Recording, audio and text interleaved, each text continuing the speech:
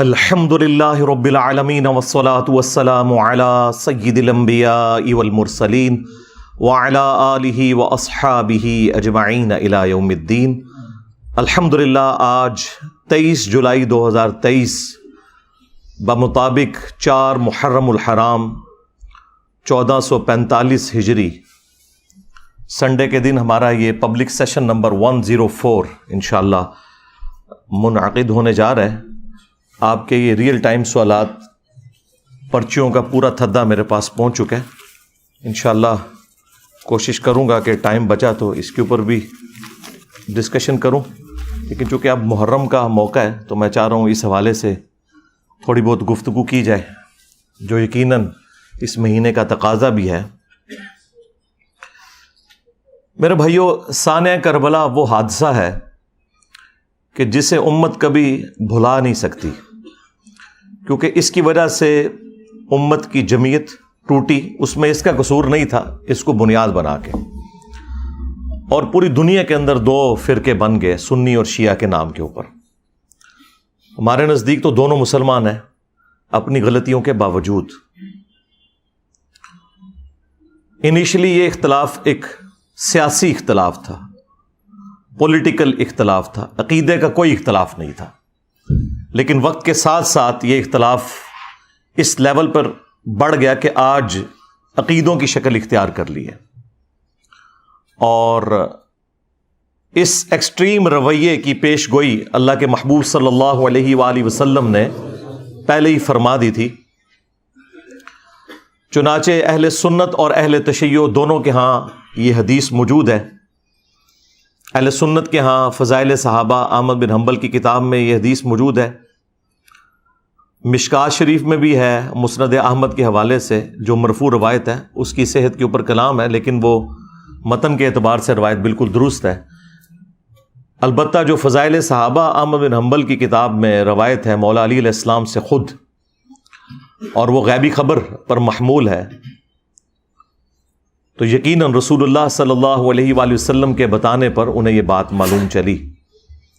اور سیم روایت نہج البلاغہ اہل تشیع کے ہاں جو مولا علی علیہ السلام کے خطبات ہیں ان میں بھی موجود ہے کہ سیدنا علی نے کہا کہ میری وجہ سے، یعنی مجھے بنیاد بنا کر 2 فرقے گمراہ ہو جائیں گے اور 2 جہنم میں چلے جائیں گے۔ یہ دونوں الفاظ موجود ہیں۔ ظاہر ہے کہ گمراہی کا انجام جہنم ہی ہے، ایک میری محبت میں غلو کر کے اور ایک میری دشمنی میں غلو کر کے۔ محبت میں غلو کرنے والوں کے لیے جو ٹرم یوز کی جاتی ہے وہ رافضی کی ٹرم، اردو میں ہم رافضی کہتے ہیں، اور جو دشمنی میں بغض میں بڑھنے والے لوگ ہیں ان کے لیے ناصبی کا ورڈ استعمال کیا جاتا ہے۔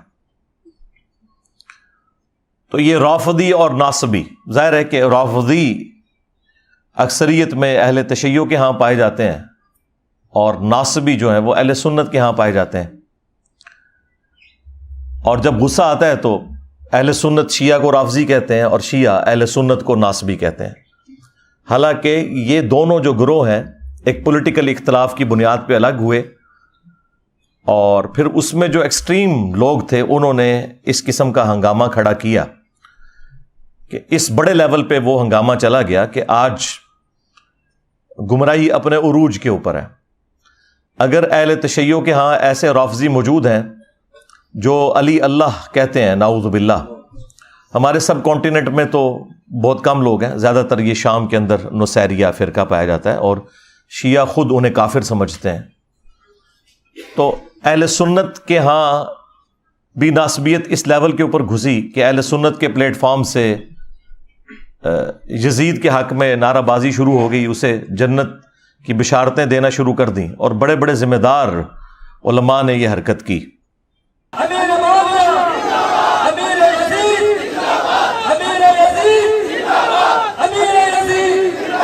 کیا یزید کو حضرت امیر المؤمنین یزید رحمۃ اللہ علیہ کہنا جائز ہے؟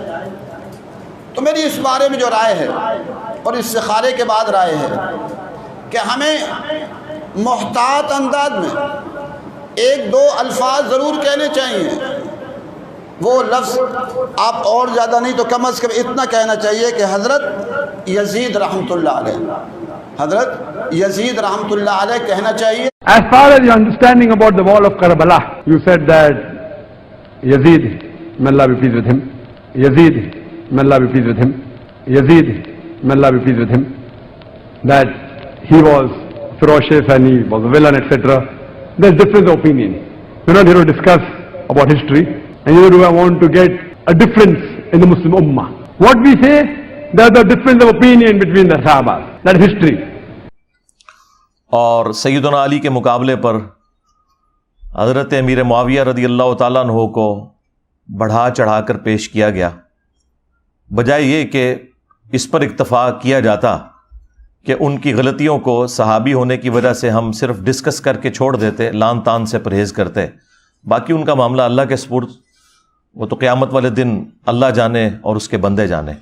لیکن یہاں پر لوگوں نے جو قاتلین اہل بیت تھے ان لوگوں کے ناموں کی کانفرنسز کرنا شروع کر دیں، مقتولین کو بھلا دیا، بجائے یہ کہ عمار ابن یاسر کے اوپر کوئی کانفرنس کی جاتی جو اولو العزم اصحاب میں سے ہیں، سابقون الاولون میں سے ہیں، اصحاب بدر میں سے ہیں،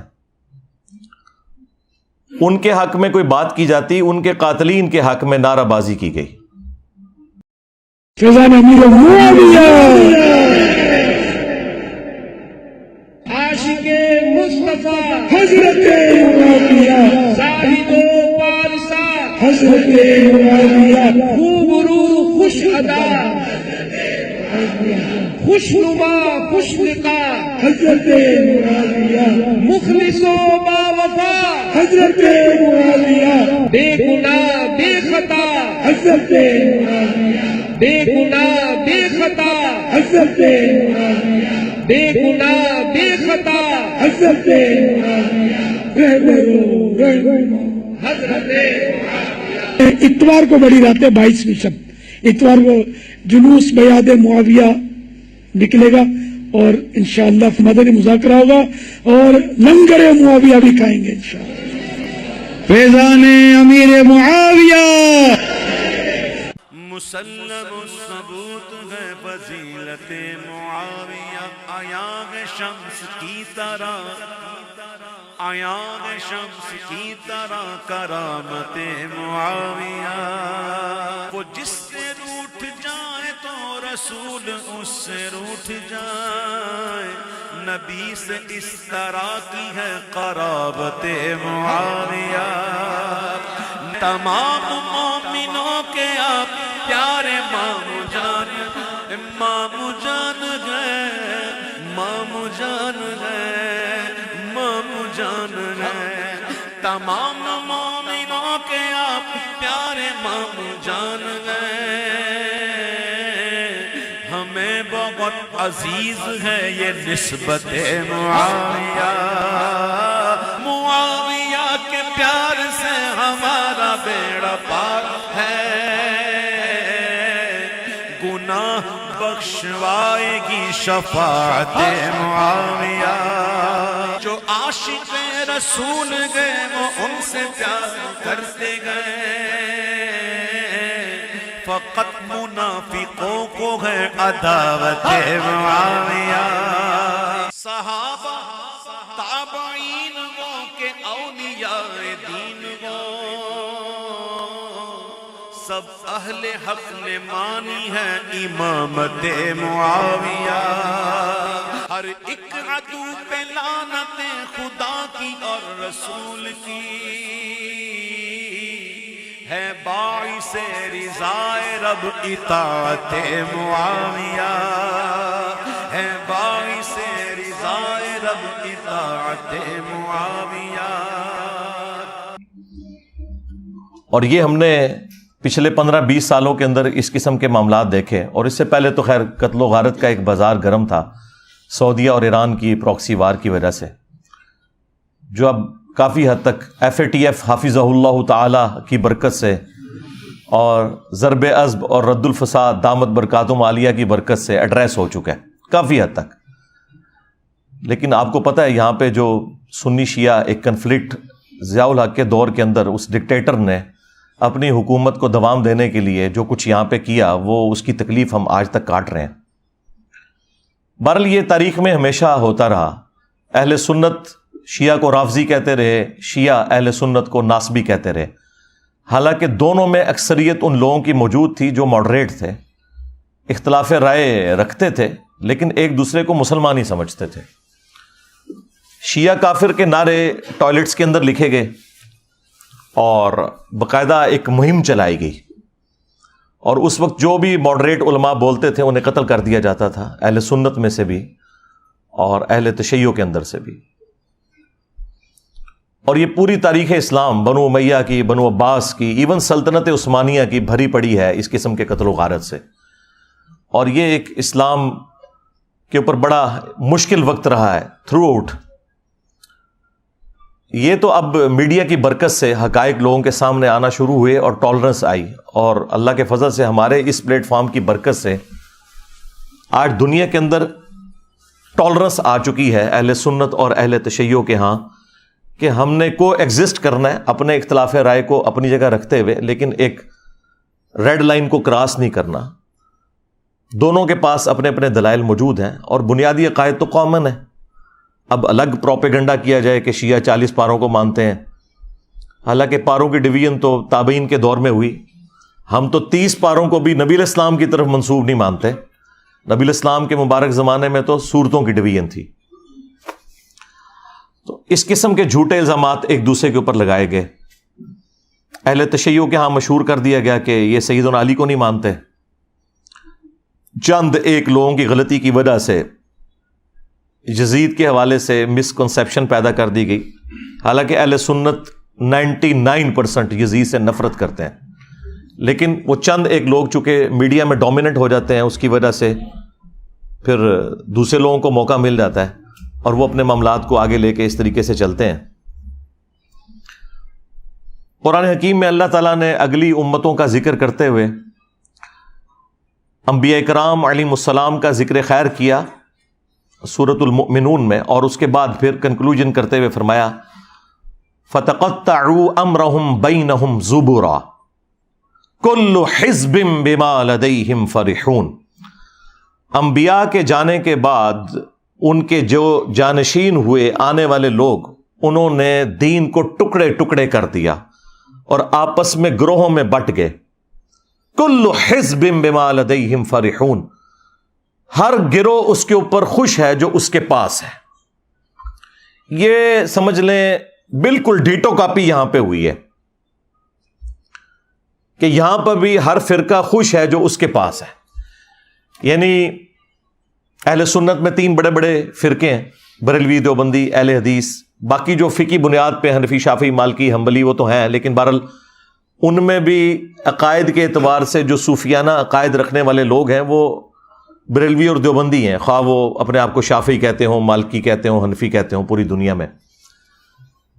تو بریلویوں نے اپنا ترہ امتیاز بنا لیا کہ جی عشق رسول کا ٹھیکہ ہمارے پاس ہے، ہم یہ ڈیفائن کریں گے کون عاشق رسول ہے اور کون گستاخ رسول ہے. دوسری طرف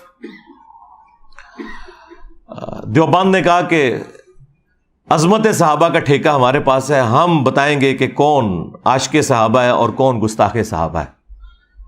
اور اہل حدیث نے کہا کہ توحید کا ٹھیکہ ہمارے پاس ہے، ہم لوگوں کے بارے میں یہ ڈیفائن کریں گے کہ کون مشرک ہے اور کون موحد ہے.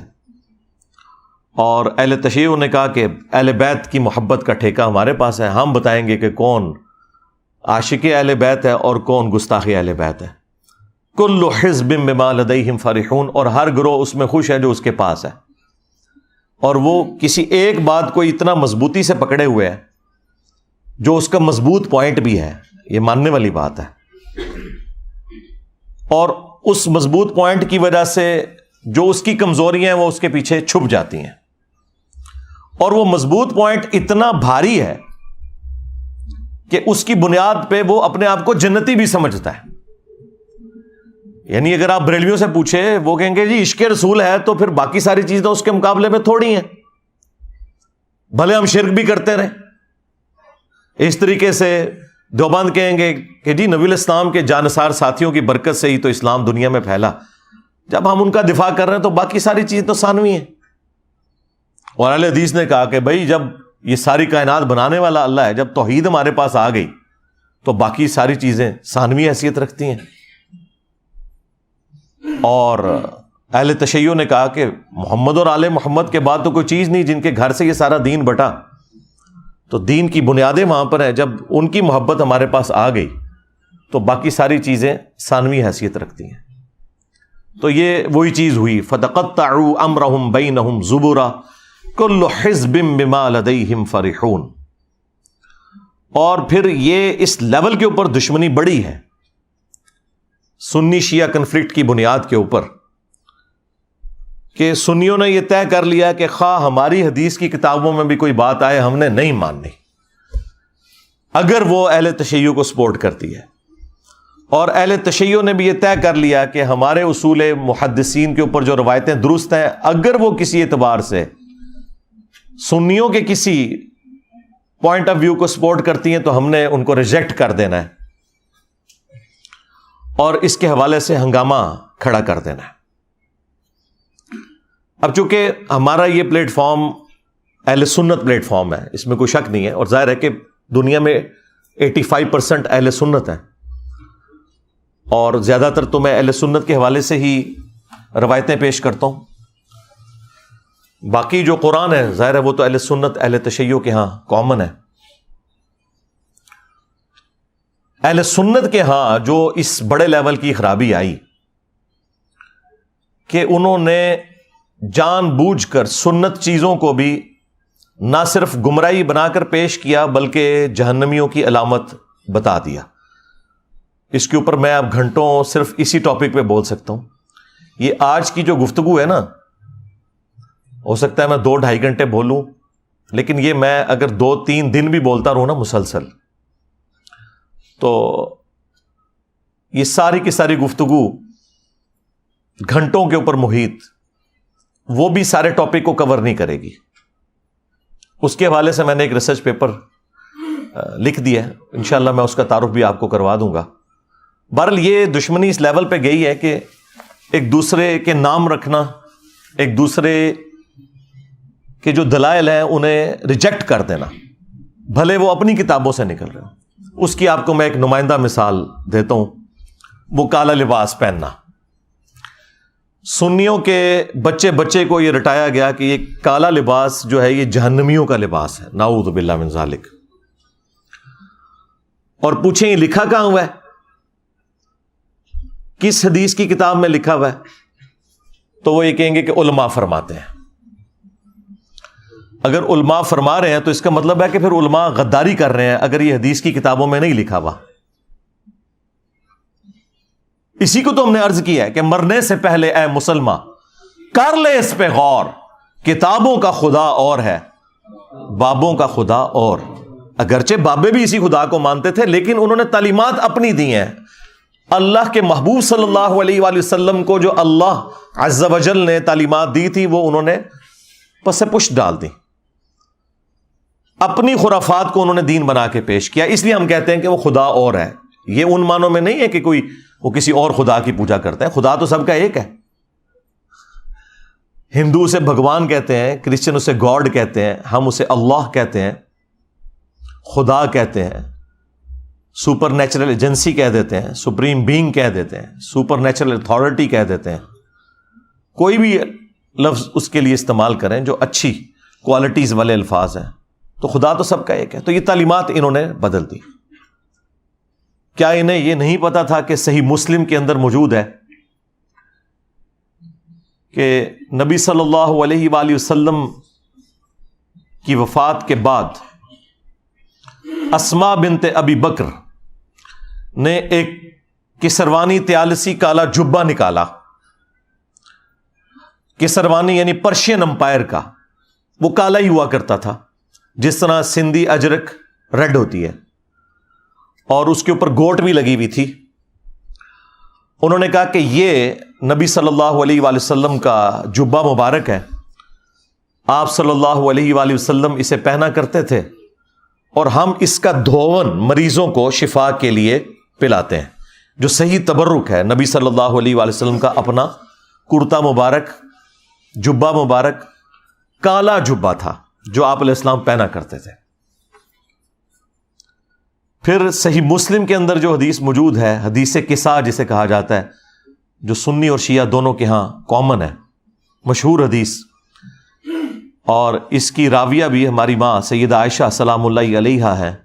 وہ کہتی ہیں کہ نبی صلی اللہ علیہ وآلہ وسلم اپنے گھر سے اس حال میں برآمد ہوئے کہ آپ نے ایک منقش چادر کالے رنگ کی اوڑھی ہوئی تھی، جس کے اوپر اونٹ کے کجاووں کی مانند ڈیزائن بھی بنے ہوئے تھے، جس کی وجہ سے یہ ہماری نعتیں لکھی جاتی ہیں، کالی کملی والے۔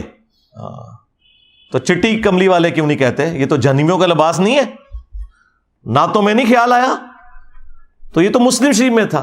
اور اما عائشہ کہتی ہیں کہ نبی علیہ السلام نے وہ چادر اوڑھی ہوئی تھی، اتنے میں حسن ابن علی آئے اور نبی علیہ السلام نے انہیں اپنی چادر کے نیچے لیا، پھر حسین ابن علی آئے، پھر سیدہ فاطمہ آئیں، اور پھر مولا علی علیہ السلام آئے۔ ان سب کو نبی علیہ السلام نے اپنی چادر کے نیچے لیا اور خود بھی۔ اب یہ ایک بڑا غیر معمولی واقعہ ہے، اور سیدہ عائشہ یہ منظر دیکھ رہی ہیں، اور انہوں نے کوئی کنجوسی نہیں کی اس کو بیان کرنے میں۔ کوئی کہہ سکتا تھا کہ بڑی امبیرسمنٹ کی بات ہے کہ آپ کو چادر کے نیچے نہیں لیا، آپ بھی تو اہل البیت میں ہیں، سورۃ الاحزاب کی آیت نمبر 33 کے تحت۔ لیکن یہ جو اسپیشل پروٹوکول والے اہل البیت ہیں، وہ وہی ہیں جن کو نبی علیہ السلام نے اپنی چادر کے نیچے لیا، جن کو ہم پنج تن پاک کہتے ہیں۔ کہتے ہیں جی یہ پنج تن پاک کہاں سے آ گیا؟ عربی میں تو پے ہوتی ہی نہیں ہے بھائی۔ اگر حق چار یار کی چے کی 3 نقطے ہوتے ہیں عربی کے اندر، حالانکہ عربی میں چے ہوتی نہیں ہے، تو پنج تن پاک بھی اگر پے آ گئی تو یہ ظاہر ہے یہ ٹرمز ہیں فارسی زبان میں یا اردو زبان میں، لیکن اپنی اصل میں تو موجود ہیں، پنج تن پاک بھی اور حق چار یار بھی۔ تو وہ نبی علیہ السلام نے چادر کے نیچے لے کر سورۃ الاحزاب کی آیت پڑھی، انما یرید اللہ لیذھب عنکم الرجس اہل البیت ویطہرکم تطہیرا۔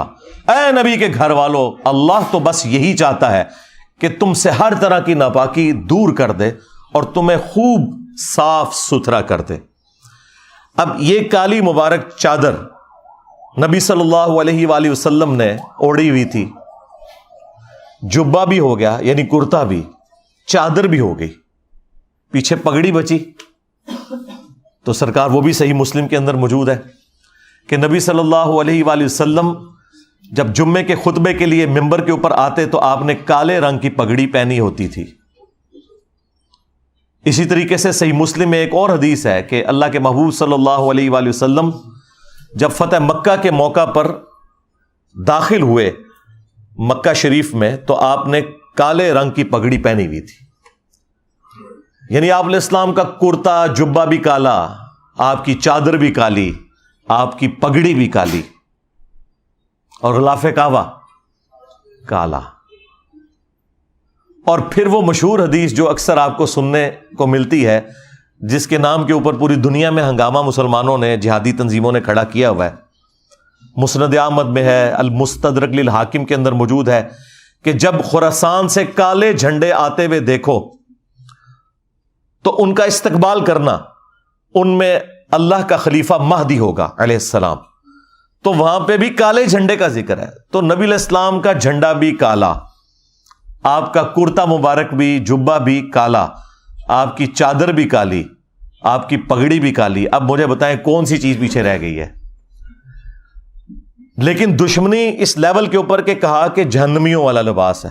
اب مجھے بتائیں کیا ایسا شخص اپنے ایمان کے بارے میں دقت نظر سے دیکھے گا کہ جو نبی صلی اللہ علیہ وآلہ وسلم کے سنت لباس کو صرف ایک فرقے کی آڑ میں جہنمیوں والا لباس کہتے؟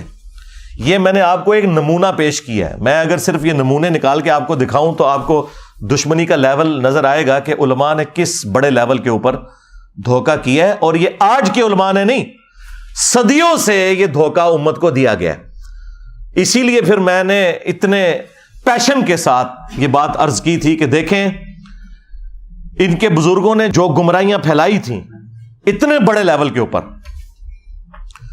تو اللہ تبارک و تعالیٰ نے پھر ان کے بزرگوں اور ان کے کٹر فالوورز کے اوپر کتنی بڑی بلا چھوڑ دی ہے کہ جو کہتا ہے کہ میرے نبی سا ہے ہی کوئی نہیں, تیرے بابے تھے, شے ہی کوئی نہیں.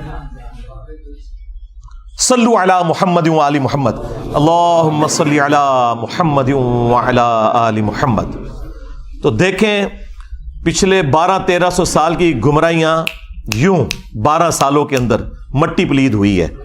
ان لوگوں نے غداری کی تھی, ان لوگوں نے عزتیں اویل کی تھی اللہ اور اس کے رسول کے نام کے اوپر, ان لوگوں نے چندے بٹورے تھے اللہ اور اس کے رسول کے نام کے اوپر عز و جل و صلی اللہ علیہ وآلہ وسلم. ان لوگوں نے سواریاں سوار کی تھی مکے اور مدینے کے نام کے اوپر, لیکن جا کے پھینکی بغداد شریف, اجمیر شریف, دیوبند شریف, بریلی شریف. غداری کی ہے انہوں نے. اور اس غداری کا انجام کیا ہوا ہے کہ آج یہ لوگ اپنے بزرگوں کی تعلیمات سے منہ چھپاتے پھر رہے ہیں, اور وہ کہہ رہے ہیں جی انسانی تاریخ میں اتنا بڑا کوئی فتنہ نہیں آیا جتنا بڑا فتنہ انجینئر ہے. بالکل ٹھیک ہے, یہ عربی والا فتنہ ہے, آزمائش. اور یقین کریں یہ لوگ آپس کی دشمنیاں بھول گئے ہیں اس کی وجہ سے. تو ہمیں تو کوئی فرق نہیں پڑتا, ہم نے تو اللہ کے فضل سے اہل بیت کا مقدمہ لڑا ہے اور لڑیں گے انشاءاللہ تعالی. اور یہ سب کچھ اتنا مشکل کام جو اگلے زمانوں میں ہوتا تھا تو ایسے لوگوں کے ٹکڑے ٹکڑے کر دیے جاتے تھے, ان کے خاندان غائب کروا دیے جاتے تھے. یہ تو آج آپ ایک مبارک دور میں ہے کہ آج بات کرنا آسان ہے, اور وہ بھی پاکستان کے اندر. تو اور وہ بھی کچھ عرصے سے, ورنہ تو کچھ عرصہ پہلے تک تو یہ صورتحال نہیں تھی. تو یہ اللہ تبارک و تعالیٰ کا خاص ڈیسیژن ہوا ہے کہ اس نے اپنے دین کا کام لینا ہے, وہ کسی سے بھی لے لے. تو یہ سب کچھ جو ہم کر رہے ہیں واللہ یہ ہم اپنی آخرت کی فکر میں ہیں. اہل البیت علیہم السلام کو کسی بھی شخصیت کی ضرورت نہیں کہ وہ ان کا دفاع کرے. یہ کسی شخص کے لیے خود اس کی آخرت کا سبب تو ہو سکتا ہے کہ وہ جنت میں رسول اللہ کا پڑوس حاصل کر لے صلی اللہ علیہ وآلہ وسلم, کہ وہ اہل البیت کا دفاع کرے. اہل البیت کو اس سے کوئی فرق نہیں پڑتا. یہ ہماری خوش قسمتی ہے کہ ہم ان کا دفاع کر کے اللہ کے محبوب صلی اللہ علیہ وآلہ وسلم کو قیامت والے دن راضی کر سکیں کہ ہم نے آپ کے اہل البیت کا دفاع کیا تھا, اور آپ نے جو نصیحت فرمائی تھی غدیر خم کے اوپر ہم نے اس کا پاس رکھا. کتنا بڑا ظلم ہوا کہ جو اہل سنت کی مین سٹریم کی 6 کتابوں میں حدیث نہیں تھی, اور ضربیں تقسیمیں لگا کے وہ حسن درجے تک پہنچتی تھی. حجۃ الوداع کی حدیث کہ میں اپنے بعد 2 چیزیں چھوڑ کر جا رہا ہوں, المستدرک للحاکم میں ہے, الموطأ امام مالک میں بھی ہے لیکن اس کی سند منقطع ہے, مکمل سند جو ہے وہ المستدرک للحاکم کے اندر ہے, مشکات کے اندر بھی. 2 چیزیں چھوڑ کے جا رہا ہوں کہ جنہیں مضبوطی سے پکڑ لوگے کبھی گمراہ نہیں ہوگے, ایک اللہ کی کتاب اور دوسرے اس کے نبی کی سنت صلی اللہ علیہ وآلہ وسلم. اب یہ حدیث ہماری یہ 6 مین کتابیں جو ایگریڈ اپان ہے, کتب 6, بخاری اور مسلم صحیحین, اور 4 کتابیں سنن اربع کی, ترمذی, ابو داؤد, نسائی, ابن ماجہ, ان میں یہ روایت ہی نہیں تھی. وہ تو بچے بچے کو رٹا دی گئی. اور جو روایت صحیح مسلم کے اندر تھی اوپر تلے 4 احادیث غدیر خم کی, وہ ہمارے علماء کو بھی نہیں پتا تھی. میرے دنیا میں چھوڑے جانے سے پہلے کتنے علماء ہیں جنہوں نے کبھی یہ روایت اہل سنت کے پلیٹ فارم سے بیان کی؟ اکا دکا لوگوں نے. ڈاکٹر طاہر القادری صاحب یا ہمارے استاد مولانا اسحاق صاحب رحمہ اللہ تعالی. باقی تو سارے کے سارے لوگ جو ہیں وہ قرآن و سنت لے کے چلے, اور وہ بھی وہ روایت جو ان 6 کتابوں میں بھی نہیں تھی, جو 6 کتابوں میں مسلم شریف کے اندر تھی, صحیحین ٹاپ کی 2 کتابوں میں, اوپر تلے 4 احادیث غدیر خم کی 6225 سے لے کر 6228 تک. یہ جو 4 احادیث جو مشکات کے اندر بھی موجود ہیں, مسند احمد میں بھی, جامعہ ترمذی میں بھی, وہ چھپا کے رکھی گئی. اور یہ جو خطبہ غدیر کا ہے یہ نبی صلی اللہ علیہ وآلہ وسلم کہ حجۃ الوداع کے بعد کا خطبہ ہے, یہ اسے بھی سپرسیڈ کرنے والا ہے. اور آپ علیہ السلام کی وفات سے چند مہینے پہلے جب آپ حج کر کے مکے سے مدینے کی طرف واپس آ رہے تھے تو راستے میں پانی کے لیے خم نامی گاؤں پہ پڑاؤ کیا 18 ذوالحجہ 10 ہجری کو. اور نبی صلی اللہ علیہ وآلہ وسلم کے لیے اونٹ کے پالان کا ممبر بنایا گیا. اور زید ابن ارقم روایت کرتے ہیں جب چند تابعین ان کو ملنے آئے کہ بھئی آپ نے تو نبی الاسلام کے ساتھ اتنا وقت گزارا ہے, اتنی نمازیں پڑھی ہیں, تو کوئی بات جو خاص بات رسول اللہ کی نصیحت آپ کو یاد ہو. تو انہوں نے کہا پھر سنو. چونکہ بنو امیہ کا دور تھا اور سیدنا علی کے اوپر ممبروں سے سب و شتم کا سلسلہ جاری تھا, تو انہوں نے ڈھونڈ کے غدیر خون کی حدیث سنائی. انہوں نے کہا کہ اگر میں کوئی چیزیں سکپ کر دوں تو یہ سمجھ لینا میرا بڑھاپا ہے. البتہ مجھے یہ ایک نصیحت یاد ہے کہ نبی الاسلام نے غدیر خون کے موقع پر اپنی وفات سے چند مہینے پہلے ایک خطبہ دیا, انتہائی بلیغ خطبہ. اس کے الفاظ ہی کنکلوڈنگ ہے, اے لوگو آگاہ ہو جاؤ, میں بھی ایک انسان ہوں, قریب ہے کہ اللہ کا قاصد یعنی موت کا فرشتہ میرے پاس آئے اور میں اس کی دعوت قبول کر لوں. میں اپنے بعد تم میں 2 بھاری چیزیں چھوڑ کر جا رہا ہوں. ان میں سے پہلی چیز اللہ کی کتاب ہے, اس میں ہدایت ہے, اس میں نور ہے. یہ اللہ کی رسی ہے جو قرآن میں ہے نا, وَاعْتَصِمُوا بِحَبْلِ اللَّهِ جَمِيعًا وَلَا تَفَرَّقُوا, تم سب کے سب مل کر اللہ کی رسی کو مضبوطی سے پکڑ لو اور فرقوں میں مت بٹو. یہ اللہ کی رسی ہے, جو اسے پکڑے گا وہ ہدایت پر ہوگا, جو چھوڑ دے گا وہ گمراہ ہو جائے گا. اور پھر نبی الاسلام ترغیب دلاتے رہے, اللہ کی کتاب, اللہ کی کتاب, اللہ کی کتاب. اور پھر فرمایا دوسری بھاری چیز میرے اہل البیت ہیں, میں اپنے اہل البیت کے معاملے میں تمہیں اللہ کا خوف دلاتا ہوں, میں اپنے اہل البیت کے معاملے میں تمہیں اللہ کا خوف دلاتا ہوں, میں اپنے اہل البیت کے معاملے میں تمہیں اللہ کا خوف دلاتا ہوں. 3 دفعہ فرمایا, لیکن امت بالکل الٹ چلی, نہ قرآن کو پکڑا عقیدوں کے لیے اور نہ اہل البیت کو زندہ چھوڑا. نبی الاسلام کو قبر مبارک میں گئے صرف 50 سال گزرے ہیں اور آپ کی پوری اولاد ذبح کر دی گئی. تو آپ سمجھتے ہیں کہ یہ کربلا بھلا دی جائے گی؟ نہیں, کربلا قیامت تک آپ کو ہانٹ کرے گی. ہاں, اور ہماری ویڈیوز کے بعد تو اب آپ بھول جائیں ہاں کہ کوئی شخص جو ہے وہ اس غم حسین کو مٹا سکتا ہے. یہ سوگ حسین نہیں ہے, سوگ 3 دن ہوتا ہے, یہ غم حسین ہے, یہ اسی طریقے سے جاری رہنا ہے. غم حمزہ نہیں ختم ہوا. صحیح بخاری میں حدیث ہے, فتح مکہ کے موقع پر حضرت بلال حبشی نے لا کر پیش کر دیا واشی کو حضور کے سامنے کہ چلیں جہاں باقیوں کی معافی ہو رہی ہے اس کی بھی ہو جائے. آپ علیہ السلام نے نگاہ اٹھا کے دیکھا, واشی, جی یا رسول اللہ. قاتل حمزہ, جی یا رسول اللہ. واشی تیرا اسلام قبول ہے, لیکن کیا تو ایسا کر سکتا ہے کہ تو مجھے اپنی شکل نہ دکھانا؟ پوری زندگی پھر واشی نے نبی الاسلام کا سامنا نہیں کیا.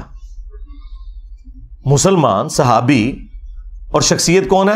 حریص علیکم بالمؤمنین رؤوف الرحیم, مومنین پر ان کی جانوں سے بڑھ کر حق رکھتے ہیں, ان کی جانوں سے بڑھ کر ان کے لیے حریص ہیں.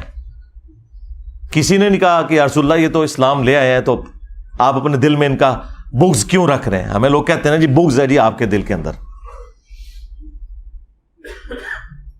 صرف یہ کہ چچا کا غم بھلایا نہیں گیا. چچا بھی کوئی عام چچا تو نہیں تھا, وہ دو شریک بھائی بھی تھا, دین کا مجاہد تھا, بدر اور احد کے اندر آرمی چیف تھا نبی الاسلام کی فوج کا. تو کسی نے نہیں کہا یا رسول اللہ حمزہ کو تو شہید ہوئے 8 سال ہو چکے, سوگ تو 3 دن ہوتا ہے. کہاں 3 ہجری کے اندر یہ احد ہوئی, 5 سال ہو چکے تھے آلموسٹ اس وقت تک, اور 8 ہجری کے اندر فتح مکہ. 5 سال پرانی بات آپ نے آج تک سنبھال کے رکھی ہوئی ہے. ان کو پتا تھا. مجھے بتائیں کیا انسان کو اپنے چچا کے ساتھ زیادہ محبت ہوتی ہے یا اپنی اولاد کے ساتھ؟ اولاد کے ساتھ.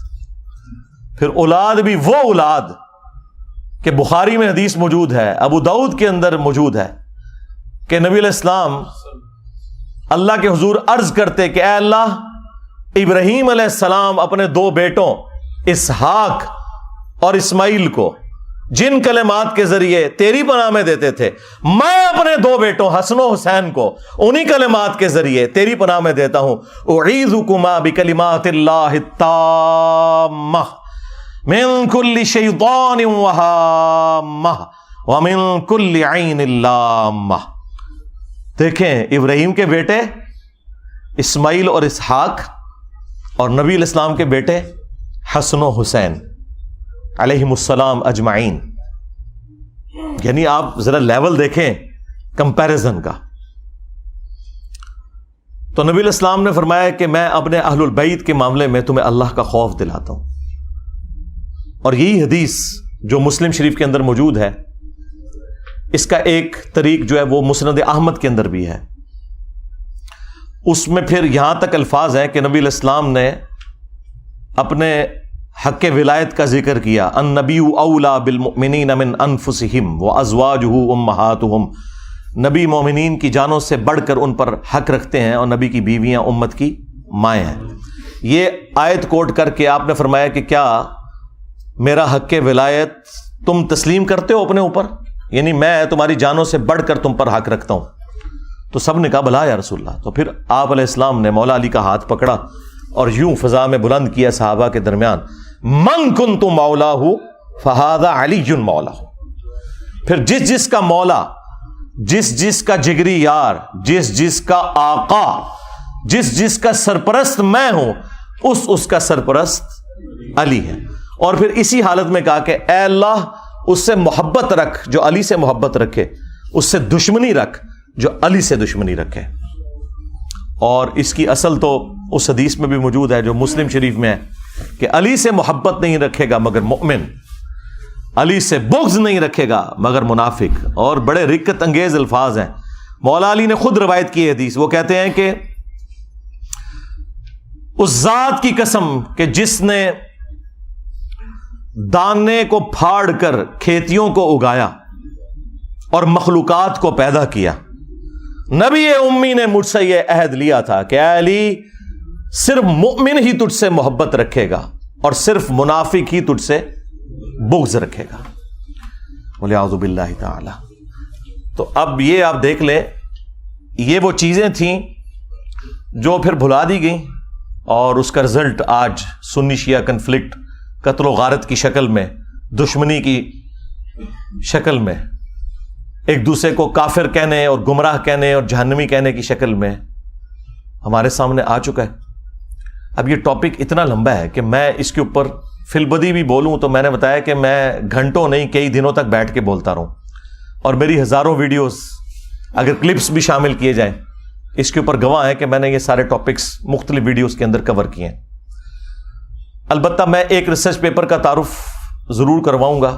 آپ میں سے بھی جتنے 400-500 لوگ یہاں سنڈے والے دن آتے ہیں، اینڈ پہ ہم سب کو وہ فری ریسرچ پیپر دیتے ہیں.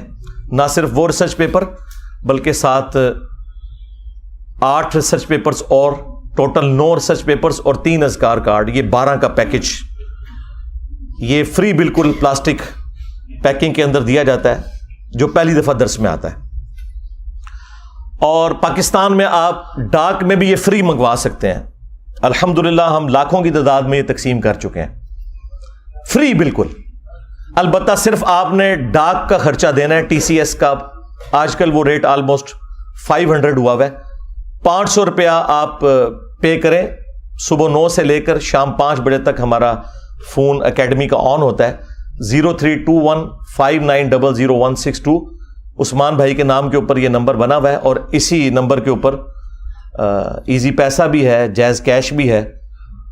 اس میں آپ صرف ٹی سی ایس کا خرچہ دیں گے تو آپ کو ریسرچ پیپرز کا پیکج پورے کا پورا، صرف کربلا والا ریسرچ پیپر نہیں، اس میں 200 احادیث ہیں 32 صفحوں کے اوپر ہے. اس کے علاوہ 9 ریسرچ پیپرز ٹوٹل ہیں 8 پلس یہ ایک 9 اور 3 اذکار کارڈ، یہ 12 کا پیکج بالکل فری آپ کے گھر آئے گا. آپ اس کو پڑھیں. اور الحمدللہ یہ کئی زبانوں میں ٹرانسلیٹ ہو چکا ہے. ہماری ویب سائٹ پہ اس کا PDF اویلیبل ہے، عربی میں بھی، اردو میں بھی، انگلش میں بھی، ہندی میں بھی، بنگلہ زبان کے اندر بھی، اور فارسی اور سندھی زبان کے اندر بھی. دنیا کی جتنی مشہور زبانیں ہیں ان میں اس کو ہم نے ٹرانسلیٹ کر دیا. انگلش میں آ گیا تو پھر آپ سمجھ لیں سب میں آ گیا. یہ ریسرچ پیپر آپ soft copy download free کریں ہماری ویب سائٹ ahlsunnatpak.com سے، وہاں سے بھی آپ پڑھ سکتے ہیں. ہارڈ کاپی بھی منگوا سکتے ہیں. تو آپ کو یہ پوری کی پوری گیم سمجھ آ جائے گی. یہ کربلا ایک دن میں نہیں ہوئی، اس کے پیچھے پورا ایک پس منظر ہے. کس طرح نبی علیہ السلام کی وفات کے بعد آہستہ آہستہ معاملات اس لیول کے اوپر بگڑے کہ صرف 50 سال کے اندر اتنی بڑی تبدیلی آئی کہ انسانی تاریخ نے اتنا بھیانک منظر نہیں دیکھا تھا جو ہمیں کربلا میں دیکھنا پڑا، اور اس کی ہیٹ آج تک ہم محسوس کر رہے ہیں۔ یہ ایک دن کے اندر نہیں ہوا، معاملات آہستہ آہستہ بگڑتے چلے گئے۔ اہل سنت اور اہل تشیع کے اندر جو اہل علم علماء ہیں ان کے درمیان یہ چیز ایگریڈ اپون ہے۔ اہل سنت جو ہیں وہ سیدنا ابو بکر صدیق رضی اللہ تعالیٰ عنہ کو نبی الاسلام کا سکسیسر مانتے ہیں، اس اعتبار سے نہیں کہ نبی الاسلام نے انہیں اپنا کوئی وصی بنایا ہے، نبی الاسلام نے اپنا وصی قرآن کو بنایا تھا، یہ ٹاپک الگ سے ہے، میری اس کے اوپر ویڈیو ہے۔ اس وجہ سے کہ صحابہ کرام نے چنا، اور 6 مہینے کے بعد جب سیدنا علی نے بھی بیعت کر لی، اہل تشیع کہتے ہیں کہ وہ امت کے وسیع مفاد کے اندر کی، اور اہل سنت کا موقف یہ ہے کہ نہیں، وہ جسٹیفائی تھی۔ بہرحال at the end of the day اس کے اوپر متفق ہیں۔ اور پھر یہ 30 سال کے بعد جب خلافت ملوکیت میں بدلی ہے اور کس طریقے سے معاملات بگڑتے چلے گئے کہ اس کا اینڈ رزلٹ کربلا ہوئی، اس میں ہر ایک ٹاپک متقاضی ہے کہ میں اس کے اوپر گھنٹوں بول سکتا ہوں، لیکن اگر میں بولوں گا تو پھر تو یہ ساری کی ساری مجلس جو ہے یہ تو اگلی اتوار تک بھی نہیں ختم ہونی۔ اس لیے میں نے بس چند ایک باتیں آپ کے سامنے رکھی ہیں تاکہ آپ کا دماغ کھلے کہ ہم نے اس پلیٹ فارم کے ذریعے یہ حق کی آواز کیوں بلند کی ہے۔ اس لیے کہ یہ پلیٹ فارم غدیر خم کے اوپر کھڑا ہے۔ غدیر خم کے موقع پر نبی الاسلام نے قرآن اور اہل البیت دونوں چھوڑے تھے، اس لیے آپ دیکھتے ہیں کہ ہمارے پلیٹ فارم سے قرآن کی توحید کے اوپر 0 ٹالرنس ہے، اسی طریقے سے اہل البیت کے دفاع کے اوپر بھی 0 ٹالرنس ہے بالکل۔ اور جب لوگوں کے پاس جواب ختم ہو گئے ہیں تو لوگ اب قرآن و حدیث کی منکر ہونا شروع ہو گئے ہیں۔ وہ لوگ جو کل تک دوسرے لوگوں کو کہتے تھے کہ جب قرآن و حدیث میں یہ بات لکھی ہوئی ہے تو ہم کیوں نہ مانیں، کیوں نہ بیان کریں، آج ان کے فرقوں کے خلاف جب باتیں قرآن سے، بخاری سے، مسلم سے نکلی ہیں تو منہ چھپاتے پھر رہے ہیں۔ اب اس غم کو تو ہم تو نہیں دور کر سکتے، یہ تو ہو نہیں سکتا کہ آپ بخاری اور مسلم سے رفع الیدین کی حدیثیں پیش کریں اور حدیث عمارہ آپ کے گلے میں پھنس جائے، ٹھیک ہے، آپ کے گلے میں تو پھنسے گی نا، ہمارے گلے میں کوئی چیز پھنسے نا تو اس کو نکالنے کے لیے یہ ہم نے 2812 رکھی ہوئی ہے، یہ میں نے اپنی بوٹل کے اوپر لکھ کے لگایا ہوا ہے 2812۔ تو یہ بخاری کی حدیث جو مسلم میں بھی موجود ہے، تقتلہ الفئۃ الباغیہ یدعوہم الی اللہ ویدعونہ الی النار، افسوس ہے عمار، تجھے ایک باغی جماعت قتل کرے گی، تو انہیں اللہ اور جنت کی طرف بلائے گا اور وہ جماعت تجھے جہنم کی طرف بلائے گی۔ اب یہ اتنے سخت الفاظ تھے اور ان کے لیے ہضم کرنے مشکل ہو گئے، کیونکہ انہیں فکر لگی کہ پھر لوگ ہم سے پوچھیں گے کہ کس رضی اللہ عنہ نے، کس رضی اللہ عنہ کو خوش کرنے کے لیے عمار رضی اللہ عنہ کو قتل کیا۔ تو انہوں نے بجائے مقتولین کے ساتھ کھڑے ہوتے، یہ قاتلوں کے ناموں کے نعرے لگانا شروع ہو گئے، ان کے نام کی کانفرنسز کرنا شروع ہو گئے۔ تو کہتے ہیں جی یہ 5B ریسرچ پیپر کہاں سے آ گیا؟ سرکار جب آپ نعرے لگاؤ گے تو پھر 5B بھی آئے گا، ہاں یہ وہاں سے آیا ہے، یہ آپ نے خود اس کو دعوت دی ہے کہ یہ آئے میدان میں۔ مولانا مودودی رحمہ اللہ نے خلافت و ملوکیت ایبسولوٹلی نہیں لکھی تھی، اس زمانے میں محمود احمد عباسی ایک ناصبی تھا جس نے خلافت معاویہ اور یزید کتاب لکھی، ایک جھوٹی کتاب، حکمرانوں کی لکھوائی ہوئی تاریخ سے حوالے نقل کر کے، اور قرآن و حدیث کے خلاف وہ کتاب لکھی جس میں اس نے بنو امیہ کو اونچا کیا اور اہل البیت کو نیچے۔ تو اس کے جواب میں مولانا مودودی نے خلافت و ملوکیت لکھی تھی، وہ تو جواب دے رہے تھے۔ میں نے بھی 2009 کے اندر جب ڈاکٹر ذاکر نائک نے یزید کو رضی اللہ عنہ کہہ دیا، may Allah please with him. As far as your understanding about the wall of Karbala, you said that Yazid, may Allah be pleased with him, Yazid, may Allah be pleased with him, Yazid, may Allah be pleased with him, that he was ferocious and he was a villain, etc. There's difference of opinion. We're not here to discuss about history, and neither do I want to get a difference in the Muslim Ummah. What we say there's a difference of opinion between the Sahaba. That is history. تو بجائے اس کے کہ اس کا رد ہوتا، چند ایک علماء نے کیا، لیکن اوورال ہنگامہ نہیں کھڑا کیا جس طرح میرے خلاف انہوں نے ہنگامہ کھڑا کیا ہوا ہے۔ ڈاکٹر ذاکر نائک کے اوپر کون سی ایف آئی آر کٹوائی ہے انہوں نے یزید کے مسئلے کے اوپر، اور میرے اوپر آئے دن یہ ایف آئی آر کٹواتے رہتے ہیں۔ اصل میں تو بنو امیہ کی محبت انہیں اس کے اوپر ابھارتی ہے نا، پیچھے تو مسئلہ وہی ہے، تو اور کبھی ٹرینڈ چلانے کی کوشش کرتے ہیں اور جھوٹے الزامات لگاتے ہیں۔ تو وہ ڈاکٹر ذاکر نائک نے جب 2009 میں یہ بات کی تو میں نے اس کے جواب میں ویڈیو ریکارڈ کروائی تھی، اور حسینیت اور یزیدیت کا تحقیقی جائزہ، اور پھر آہستہ آہستہ جب معاملات مزید بڑھنا شروع ہوئے تو پھر مجھ پہ بھی مزید حقائق کھلتے چلے گئے، میں ساتھ ساتھ لوگوں کو ایجوکیٹ کرتا رہا۔ الٹیمیٹلی میں نے یہ ریسرچ پیپر 5B لکھا، اور اس 5B ریسرچ پیپر میں سیدنا عمر فاروق رضی اللہ تعالیٰ عنہ کی شہادت سے لے کر سیدنا حسین ابن علی رضی اللہ تعالیٰ عنہ علیہ السلام کی شہادت تک پوری اسلامک ہسٹری حدیث سے ہے۔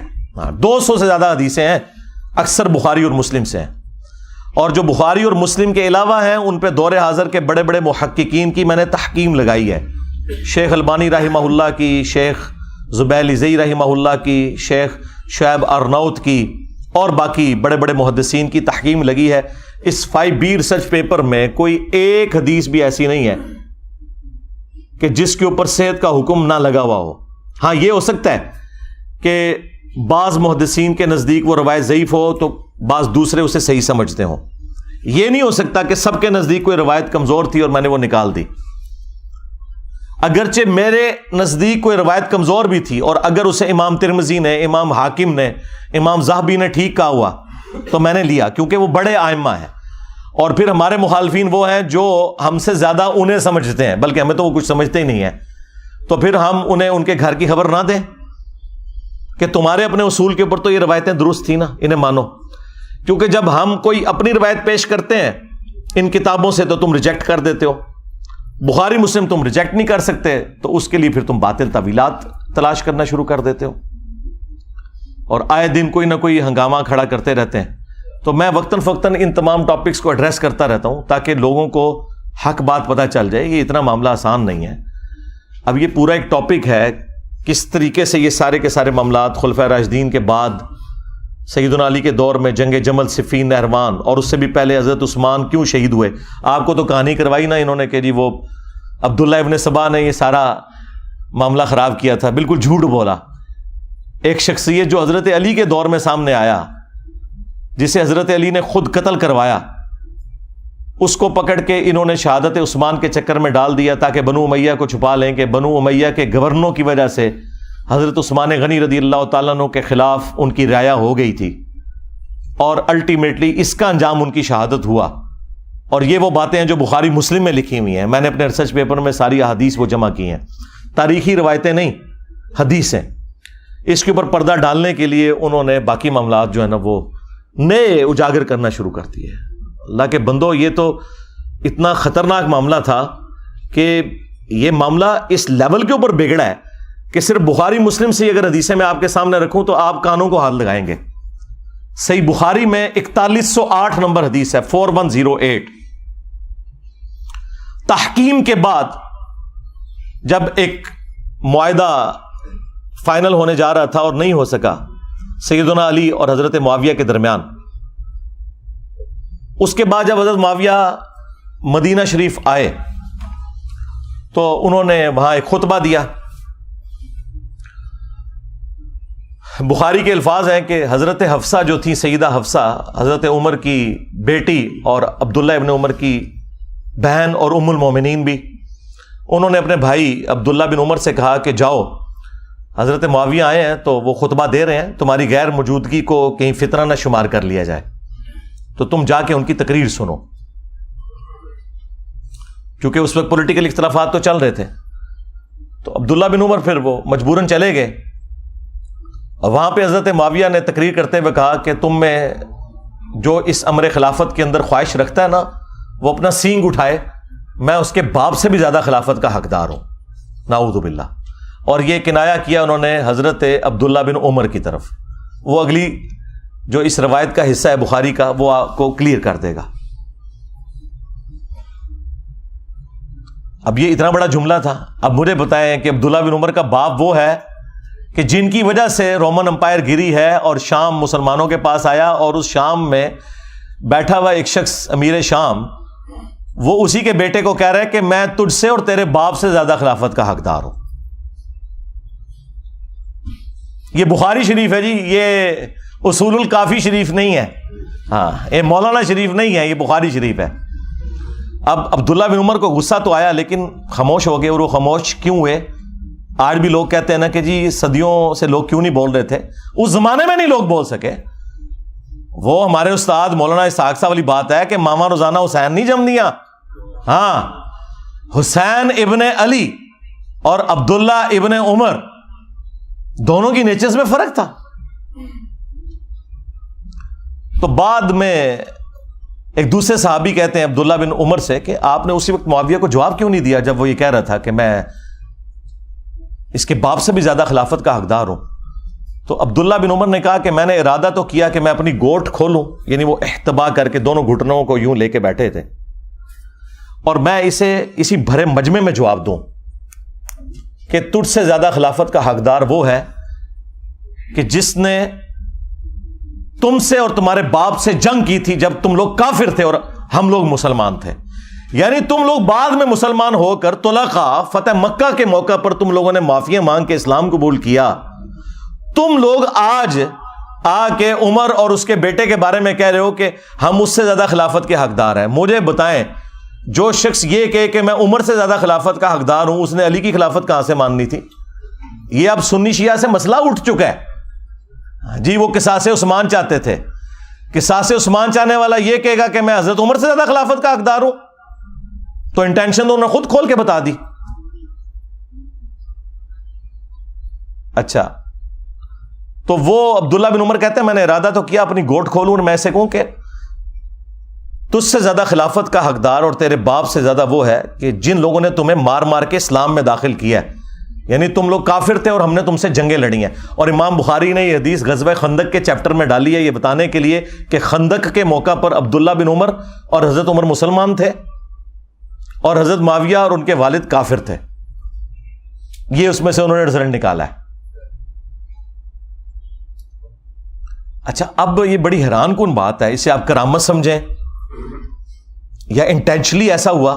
یہ سیم الفاظ صحیح مسلم کے اندر موجود ہیں حضرت عمر کے بھی.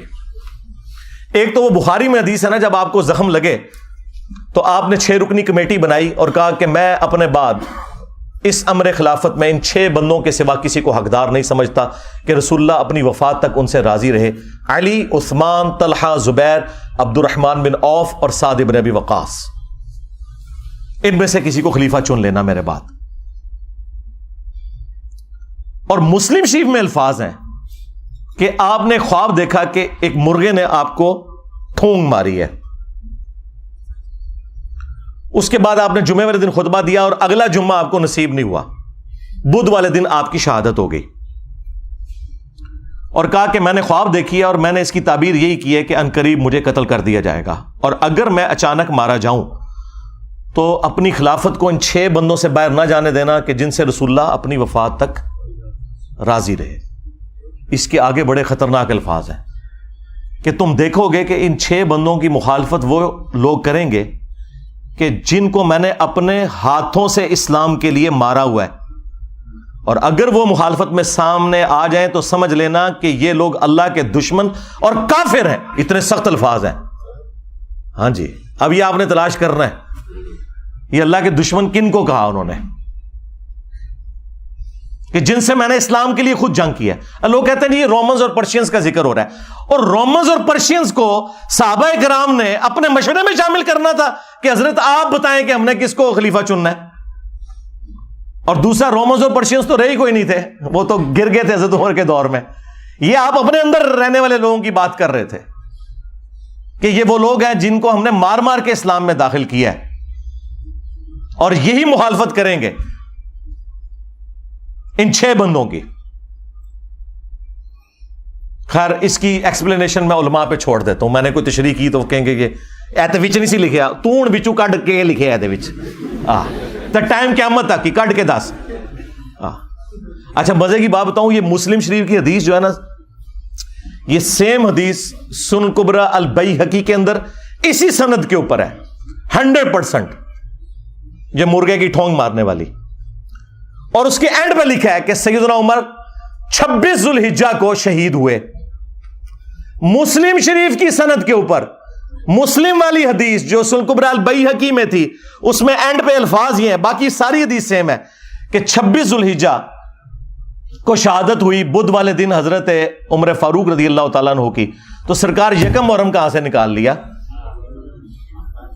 مسلم شریف میں 26 ذوالحجہ ہے, ظاہر سند وہی ہے. چلیں تاریخ کی بھی کتابیں اٹھائیں تو جتنی صحابہ کرام کے حالات زندگی پہ کتابیں ہیں نا, وہ 3 بڑی بڑی کتابیں ہیں. الاستیاب امام ابن عبد البر کی کتاب, اس کے بعد اسد الغابہ ابن اثیر کی کتاب, اور اس کی شرح الاصابہ 8000 صحابہ کے حالات زندگی ابن حجر اسقلانی کی. یہ 3 مین کتابیں, تینوں میں 26 ذوالحجہ لکھا ہے. باقی اقوال لکھ کے انہوں نے کہا یہ ثابت نہیں ہے. یکم محرم کا تو قول لکھا ہی نہیں ہوا. ایک جگہ ہے کہ جب دفنا چکے تھے تو محرم کا چاند نکلا, وہاں پہ بھی یکم محرم شہادت نہیں ہے. حضرت عثمان کی بھی بیعت پہلے ہو چکی تھی. اتنا بڑا جھوٹ بولا. ادھر غدیر خم کی ڈیٹ انہوں نے 18 ذوالحجہ کو حضرت عثمان کی شہادت کے ساتھ جوڑ دیا, حالانکہ حضرت عثمان غنی رضی اللہ تعالیٰ عنہ کی شہادت 18 ذوالحجہ کو ہوئی نہیں ہے. ان ساری کتابوں میں آپ نکال کے دیکھیں تو آپ کو 18 ذوالحجہ کی ڈیٹ نہیں ملے گی, 12 ذوالحجہ کی ملے گی. ہر معاملے میں جہاں جہاں مولوی گھس سکتا تھا نا, اس نے گھسنے کی کوشش کی ہے. اور میں نے الحمدللہ مسلم شریف سے مولانا شریف کو باہر نکالا ہے. جیسے وہ جب تک آپ کتے کو باہر نہیں نا نکالتے کنویں سے, تو ڈول نکالنے سے وہ پاک نہیں ہوتا. تو یہ مسلم شریف میں الفاظ تھے کہ حضرت عمر نے کہا یہ 6 بندے ایسے ہیں کہ ان کی مخالفت وہ لوگ کریں گے جن کو میں نے اسلام کی خاطر مارا ہوا ہے. سیم الفاظ وہی حضرت عبداللہ بن عمر نے ریپیٹ کیے. حدیث ختم نہیں ہوئی بخاری کی, آگے الفاظ ہیں کہ عبداللہ بن عمر کہتے ہیں کہ میں نے ارادہ تو کیا تھا یہ ساری باتیں کروں, تو پھر مجھے جنت کی نعمتیں یاد آ گئیں اور میں نے انہی پر اکتفا کر لیا, اور پھر میں خون ریزی اور فتنے کے ڈر سے خاموش ہو کر اپنے معاملات کو میں نے اسی کے اوپر اکتفا کر لیا. وہ حدیث کا راوی کہتا ہے کہ عبداللہ بن عمر نے خاموش ہو کر اپنی جان بھی بچا لی اور اپنی عزت بھی بچا لی. ایک ماموں نے دوسرے ماموں سے اپنی جان اور عزت بچائی. ابھی عبداللہ بن عمر بھی تو ماموں ہے نا, جب انہوں نے رشتے اس طرح کے نکالے ہوئے ہیں تو عبداللہ بن عمر ماموں نہیں ہے, وہ خال المومنین نہیں ہے. تو وہ کہتے ہیں کہ عبداللہ بن عمر نے اپنی جان بھی بچا لی اور عزت بھی بچا لی. یعنی اس وقت کیسی کیٹاسٹرافک کنڈیشن تھی کہ لوگوں کو اپنی جان سے بھی ہاتھ دھونا پڑتا تھا. تو سرکار لوگ کہتے ہیں کہ بھی سارے حسین ابن علی کی طرح کیوں نہیں اکٹھے ہو گئے, اپنے بال بچوں کے ساتھ کیوں نہیں سامنے آ گئے؟ ایسا ہو نہیں سکتا میرے بھائی. یہ تو جن کا یعنی گھرانہ اتنا عالی ہے کہ جنہیں یہ پتا ہے کہ ہمارا کسی چیز کو ایکسیپٹ کرنا, اس کو دین کا حصہ بنا دینا ہے, انہوں نے ہی سامنے آنا تھا نا, باقی لوگوں نے کہاں سے آنا تھا. پھر سورہ مریم میں جو آیت ہے, اللہ تعالیٰ نے انبیاء کرام علیہم السلام کا ذکر کر کے فرمایا کہ جب انبیاء کرام دنیا سے چلے جاتے تھے نا, فَخَلَفَ مِن بَعْدِهِمْ خَلْفٌ, تو ان کے جانے کے بعد ایسے ناخلف لوگ جانشین ہوتے تھے, اضاعوا الصلاۃ, جو نمازوں کو ضائع کرتے تھے, واتبعوا الشہوات, اور وہ شہوات کی پیروی کرتے تھے, فسوف یلقون غیا, ان قریب یہ اپنے انجام کو پہنچ جائیں گے. اللہ تعالیٰ نے کہا کہ انبیاء جب بھی دنیا سے جاتے تھے ان کے جانے کے بعد ناخلف لوگ ان کے جانشین بن جایا کرتے تھے, یعنی کچھ عرصہ گزرنے کے بعد ان قریب یہ اپنی اس گمراہی کی سزا کو پالیں گے. یہ جو سورہ مریم کی آیت ہے نا, یہ سیم فٹ ان ہوئی نبی الاسلام کے کیس میں بھی, اور اس کی ایکسپلینیشن میں وہ صحیح مسلم کی مشہور حدیث ہے جو آپ کو سمجھ ہی نہیں آ سکتی تھی جب تک آپ کو کربلا سمجھ نہ آئے, کہ نبی الاسلام نے فرمایا کہ جب کبھی بھی اللہ نے کسی پیغمبر کو مجھ سے پہلے بھیجا نا, تو اس کے جانثار ساتھی حواری ہوا کرتے تھے, وہ حواری بڑے پیشن کے ساتھ اس کی دعوت کو آگے لے کے چلتے تھے. اور جب وہ مخلص لوگ رخصت ہو جاتے تھے نا تو پھر ایسے ناخلف لوگ اس مسند پہ آگے بیٹھ جاتے تھے جو زبان سے وہ کہتے تھے جو کرتے نہیں تھے, اور جس کے کرنے کا حکم دیا گیا ہوتا تھا اس کی مخالفت کرتے تھے, الٹ چلتے تھے. ایسے لوگوں کے خلاف جو اپنے ہاتھ سے جہاد کرے وہ مؤمن ہے. کون؟ حسین ابن علی. جو اپنی زبان سے جہاد کرے وہ بھی مؤمن ہے, اور جو اپنے دل میں جہاد کرے, یعنی اگر کمزور ہے دل میں ہی برا مانے, سامنے نہ آئے, عبداللہ بن عمر, عبداللہ ابن عباس, عبداللہ ابن زبیر, اس جیسے لوگ, وہ بھی مومن ہے. لیکن ظاہر ہے کہ یہ اس لیول کے نہیں. اور فرمایا اس کے بعد رائی کے دانے کے برابر بھی ایمان نہیں ہے اگر کوئی دل میں بھی برا نہیں سمجھتا. یہ جو حدیث ہے کہ تمام انبیاء کے ساتھ ایسا ہوا ہے, تو دیکھ لیں سیدنا حسین ابن علی ہی سامنے آ کے کھڑے ہوئے. صحیح بخاری میں ایک اور حدیث ہے 4827. اس حدیث کے کئی ایک طرق ہیں باقی کتابوں میں, المستدرک للحاکم کے اندر, سنن نسائی الکبریٰ کے اندر,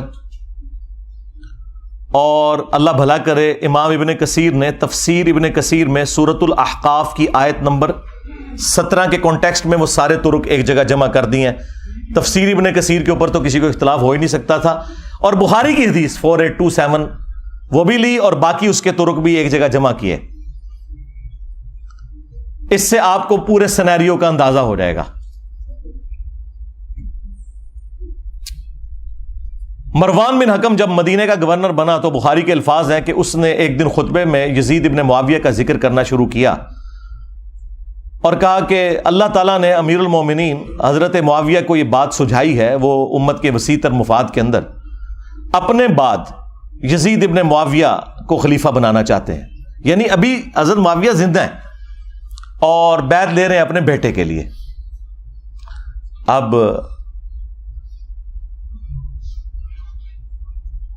بخاری میں بس اتنے الفاظ ہیں کہ جب اس نے یہ بات کی نا تو عبد الرحمن بن ابی بکر کھڑے ہوئے اور انہوں نے کچھ کہا. امام بخاری نے اپنی شرافت کی وجہ سے وہ الفاظ نقل نہیں کیے, لیکن وہ الفاظ کہیں گئے نہیں ہیں, وہ حاکم کے اندر سنن نسائی الکبریٰ میں اور اللہ بھلا کرے تفسیر ابن کثیر میں انہوں نے سارے طرق المعجم الکبیر طبرانی سے بھی جمع کر دیے.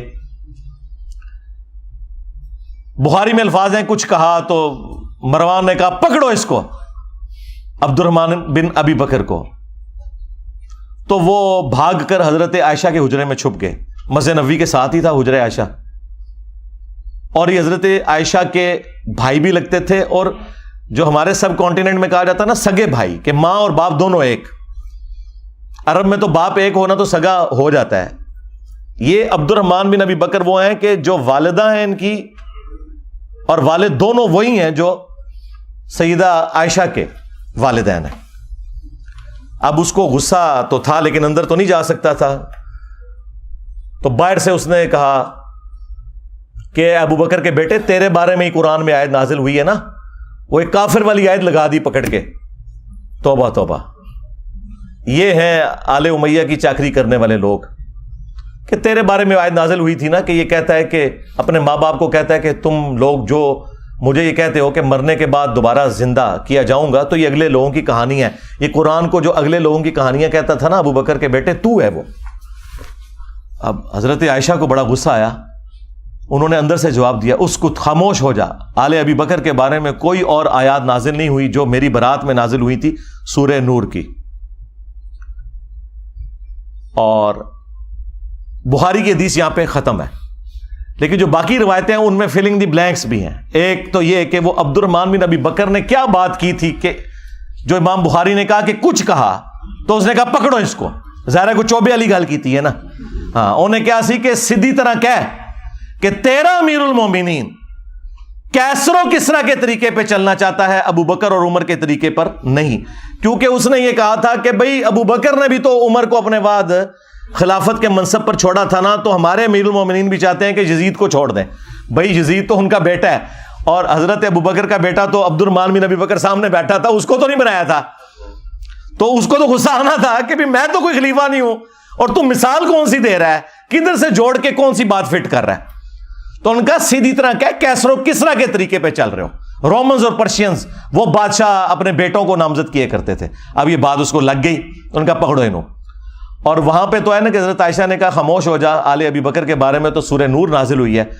باقی کتابوں میں حافظ ابن کثیر نے نقل کیا کہ پھر حضرت عائشہ نے اس کو پھر ایک پھکینی پھکا دیا اور کہا مروان تیرے بارے میں اللہ کے نبی علیہ السلام نے فرمایا تھا جب تو اپنے باپ کی پشت میں تھا کہ حکم پر لعنت, اس کی اولاد پر لعنت, تو اسی لعنت کا ٹکڑا ہے. اور نظر آ گیا اس سے آپ کو یہ سارے کے سارے معاملات کلیئر ہو جائیں گے. یعنی یہ سٹیپ وائز چیزیں چلی ہیں. اور یہ میں تو آپ کو بخاری شریف بیان کر رہا ہوں, ٹھیک ہے, مسلم شریف بیان کر رہا ہوں. معاملات کس لیول تک بگڑے ہیں. مسلم شریف میں حدیث ہے 4776, عبداللہ بن عمر بن عاص خانہ کعبے کے سائے میں بیٹھے میں اور لوگوں کو حدیث سنا رہے ہیں کہ اپنے امیر کی اطاعت کرو. اطاعت امیر کے اوپر حدیثیں سنا رہے ہیں.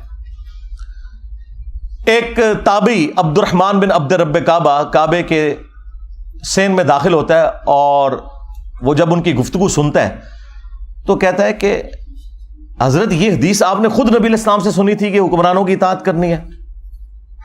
ان کا ہاں, میرے کانوں نے سنا, میری آنکھوں نے نبی علیہ السلام کو دیکھا, میرے دل نے آپ کی بات یاد کی. آگے تو اس نے ایسی بات کر دی کہ وہ ایکسپیکٹ نہیں کر رہے تھے. انہوں نے کہا آپ تو ہمیں کہہ رہے ہیں کہ امیر کی اطاعت کرو اور آپ کے چچا کا لڑکا معاویہ ابن ابی سفیان جو ہمارا حکمران ہے وہ تو ہمیں حکم دیتا ہے کہ ہم لوگوں کو ناحق قتل کریں اور حرام طریقے سے ان کا مال ہڑپ کریں, جبکہ قرآن میں اللہ تعالیٰ فرماتا ہے سورہ النساء کی آیت نمبر 29 تابعی نے کوٹ کر دی کہ ایک دوسرے کا مال ناحق طریقے سے ہڑپ مت کرو اور ایک دوسرے کو قتل نہ کرو. اب آپ ہمیں بتائیں کہ ہم اللہ کی بات مانیں یا اپنے حکمران کی بات مانیں, معاویہ بن ابی سفیان کی. اب عبداللہ بن عمر بن عاص تھوڑی دیر کے لیے خاموش ہو گئے, پھر انہیں سر اٹھا کر کہا کہ آندھا سے انجینئر کو نہیں دیکھنا. یہ نہیں کہا, میں جوک کے طور پہ کہہ رہا ہوں. انہوں نے کہا کہ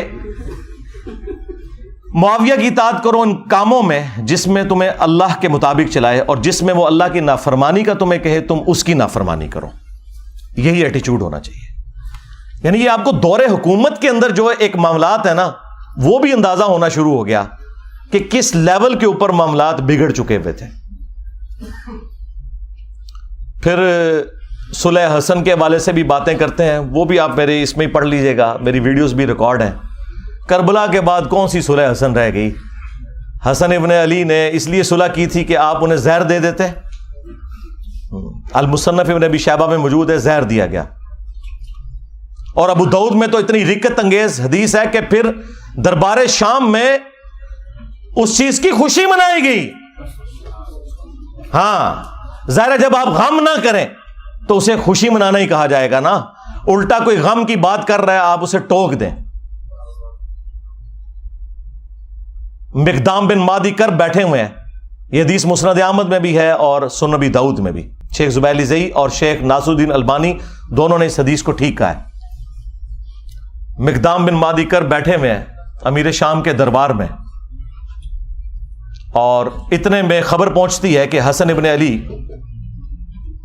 شہید ہو گئے. تو مقدام بن مادی کر پڑھتے ہیں انا للہ و انا الیہ راجعون. ظاہر ہے عام مسلمان کی موت پہ بھی آپ نے یہی پڑھنا ہے. تو اب امام داؤد نے کہا کہ قال رجل, ایک مرد نے کہا. وہ کس مرد نے کہا؟ وہ مسند احمد میں ہے. قال معاویہ, معاویہ نے کہا تم حسن کے مرنے کو مصیبت سمجھتے ہو؟ اللہ اکبر. جب شاہ صاحب یہ بات کر رہے ہو تو شاہ کے وفادار تو ایک ہاتھ آگے جائیں گے. وہاں ایک چمچا بیٹھا تھا امیر شام کا, اس نے کہا حسن تو ایک آگ کا انگارہ تھا جسے اللہ نے بجھا دیا. نعوذ باللہ. اس جملے کا مطلب آپ سمجھتے ہیں کیا ہے؟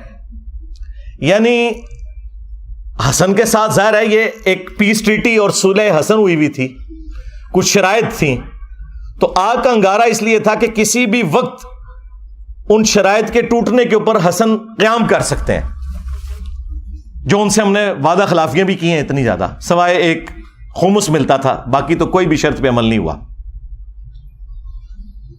تو حسن آگ کا ایک انگارہ تھا جسے اللہ نے بجھا دیا۔ اب یہ بات حضرت مقدام بن مادی کرب نے جب سنی تو انہیں تو لگ گئی آگ۔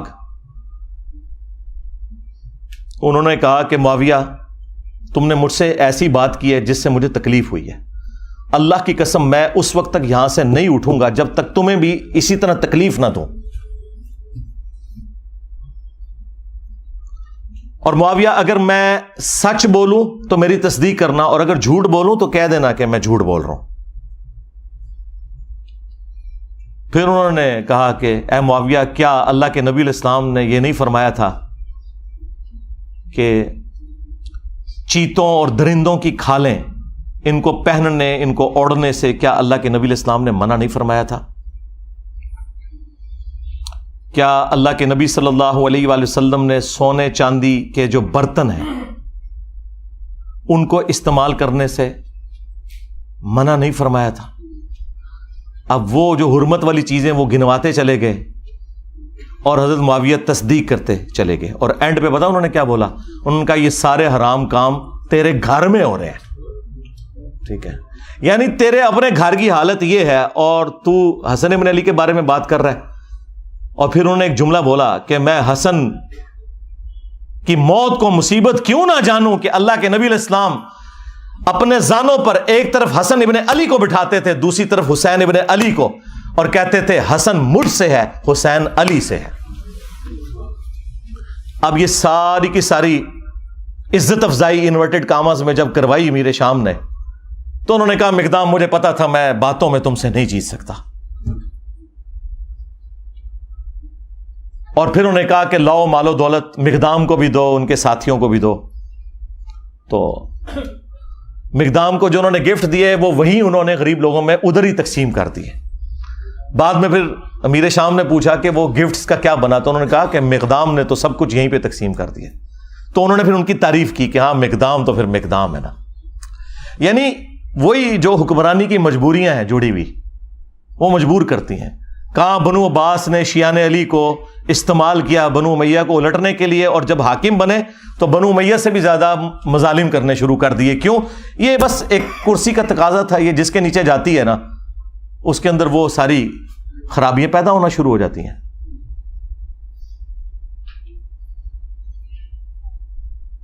اور ادھر مجھے کریٹیکل ایک بات یاد آ گئی، اکثر آپ لوگ سنتے ہوں گے کہ جی وہ انجینئر صاحب خام خواہ الزامات لگاتے ہیں کہ بنو امیہ کے ممبروں سے سب و شتم ہوتا تھا۔ میں نے تو کافی ان کو روایتیں دکھائی ہیں، اس میں بھی کافی ساری، میری ویڈیو بھی ریکارڈ ہے۔ ایک مسلم کی حدیث جو بخاری میں بھی موجود ہے، وہ سارے کے سارے پول کو کھول دیتی ہے ان کی۔ اس کا کچھ حصہ بخاری کے اندر ہے اور تفصیل اس کی مسلم کے اندر موجود ہے، اور مسلم شریف میں اس کو سپورٹیو ایک اور حدیث بھی موجود ہے۔ اسی کے اوپر میرا خیال ہے میں اکتفا کرتا ہوں۔ میں نے تو کہا تھا کہ میں نے برکت حاضری لگوانی ہے نا اس موقع کے اوپر، تو وہ لگوا لوں۔ آپ کو پتا ہے کہ تقی عثمانی صاحب نے امیر شام کے دفاع کے اوپر ایک جھوٹی کتاب لکھی ہے اپنے زوم میں مودودی صاحب کے رد پہ، اور اس میں انہوں نے عجیب و غریب باتیں لکھی۔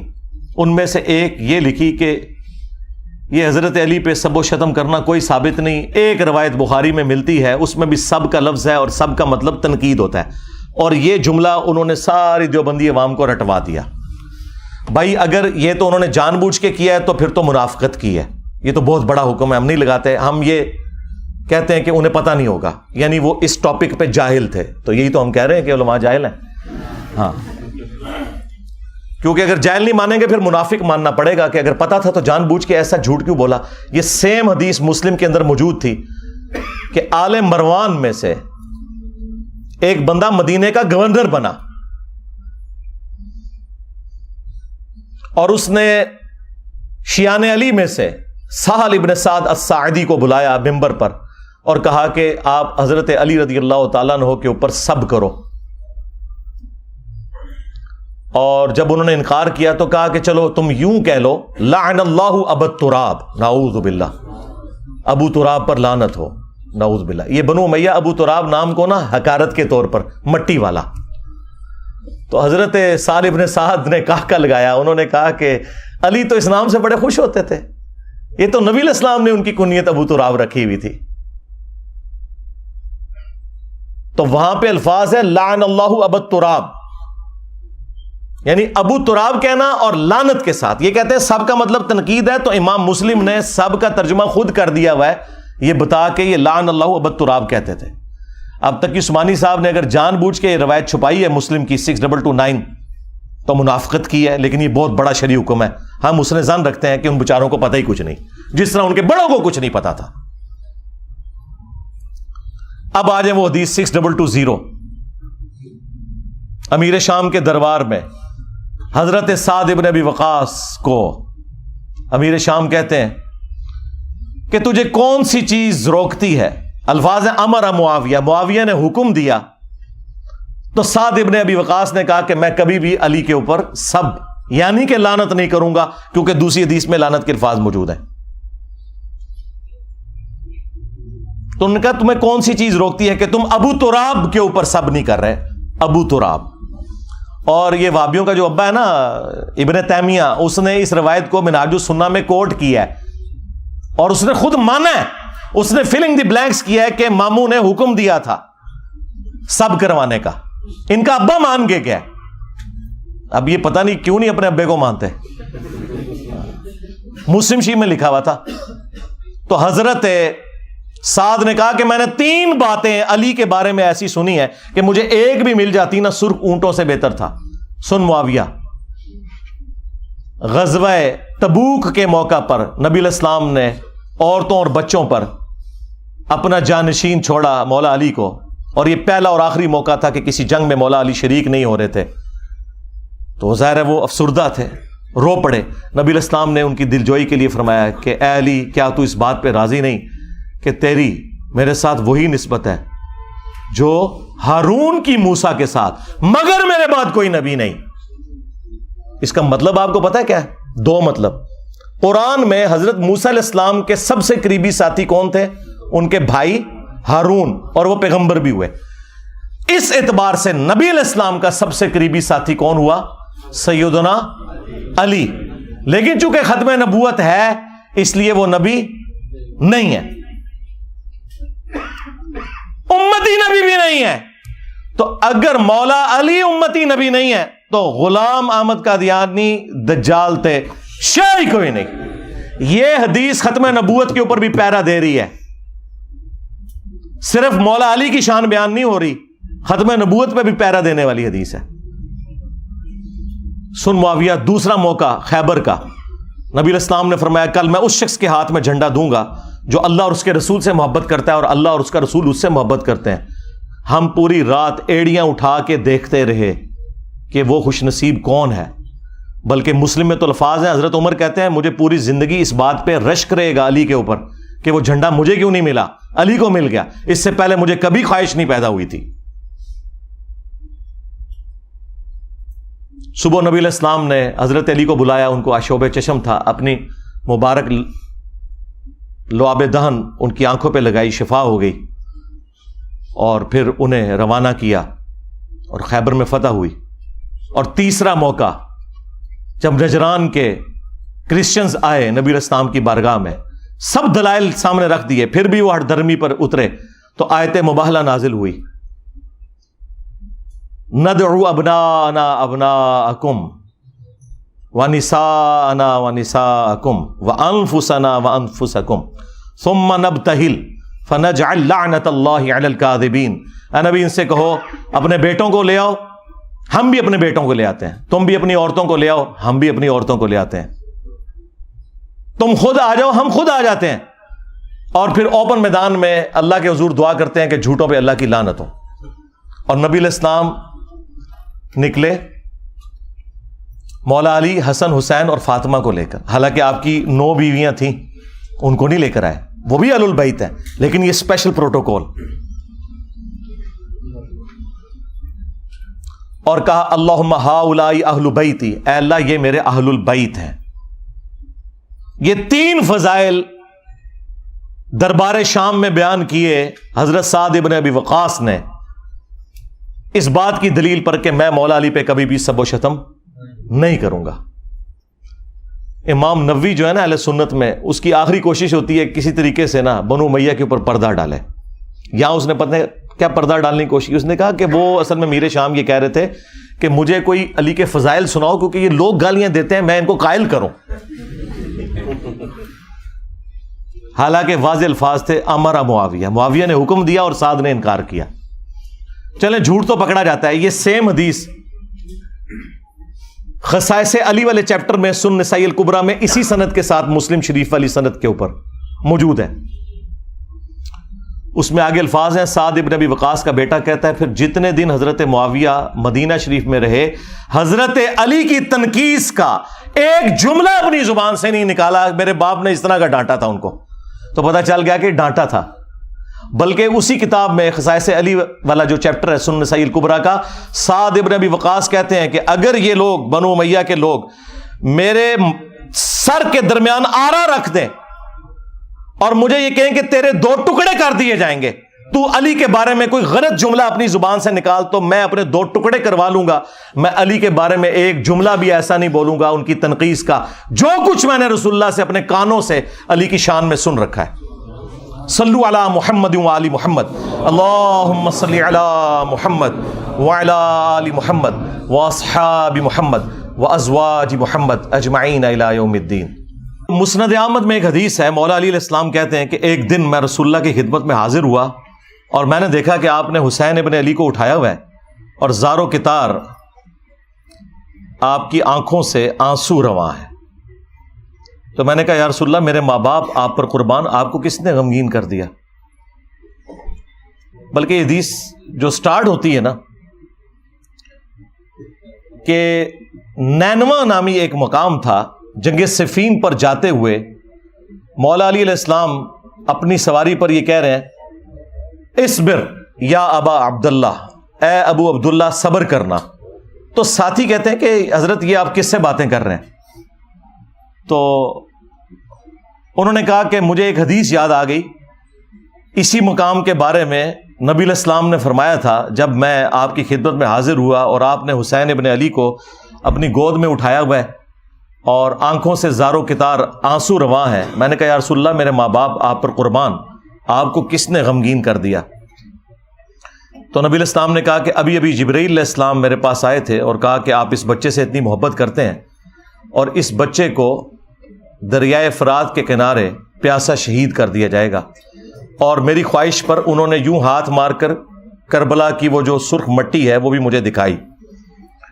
اس کی وجہ سے میں غمگین ہو گیا اور میری آنکھوں سے آنسو رواں ہو گیا۔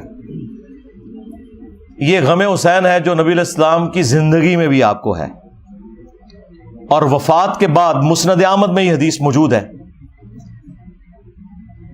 ابن عباس کہتے ہیں کہ ایک دوپہر کو میں نے نبی علیہ السلام کو خواب میں دیکھا، پرانگدہ حالت ہے، بال بکھرے ہوئے ہیں، ہاتھ میں خون کی ایک شیشی اٹھائی ہوئی ہے، اور میں نے کہا یا رسول اللہ میرے ماں باپ آپ پر قربان، آپ کی حالت کس نے کر دی؟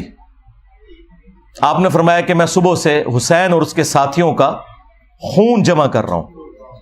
یعنی یہ ایک تمثیل کے طور پر دکھایا گیا نبی علیہ السلام کو خواب میں۔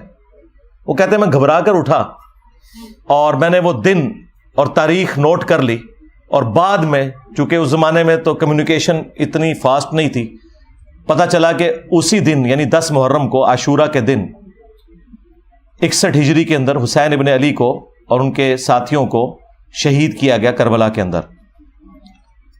اب یہ حدیث مسند احمد کی اس پر گواہ ہے کہ نبی علیہ السلام اپنی وفات کے بعد بھی اللہ کی جنتوں میں غمگین ہے اس بات پر کہ حسین ابن علی کو شہید کیا گیا۔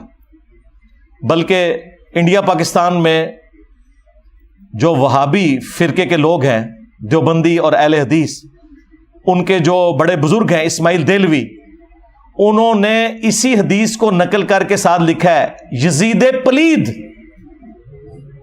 اب یہ آج کل کے یزید کے جو وفادار ہیں، یہ پلید لوگ پتہ نہیں کہاں سے آئے، ان کے بڑے تو یزید کو لکھتے ہی یزید پلید تھے کہ اس کی اس ایکٹیویٹی کی وجہ سے نبی علیہ السلام اللہ کی جنتوں میں بھی غمگین ہے. یہ باقاعدہ انہوں نے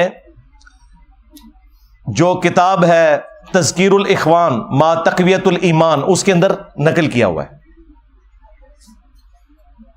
یزید پلید لکھا ساتھ، اور یہ حدیث کوٹ کی. تو غم حسین تو جاری ہے. صحیح بخاری میں حدیث ہے، یہ ترمذی میں بھی موجود ہے، کہ حسین ابن علی کا سر کاٹ کر عبید اللہ ابن زیاد کے سامنے لا کر رکھا گیا، اور اس میں امام بخاری نے لکھا ہے برأس الحسین علیہ السلام، حسین علیہ السلام کا سر. امام بخاری نے حسین کے ساتھ علیہ السلام لکھا ہے، مولوی نے نا اردو ترجمے میں نا رضی اللہ عنہ کر دیا. اسلام 360 میں بھی عربی میں لکھا ہے علیہ السلام، اردو ترجمے میں رضی اللہ عنہ. کتنی دو نمبری کرتا ہے مولوی. تو عبید اللہ ابن زیاد ان کے حسن میں کوئی کلام کرنا شروع ہو گیا، اور چھڑی سے بجائے یہ کہ اس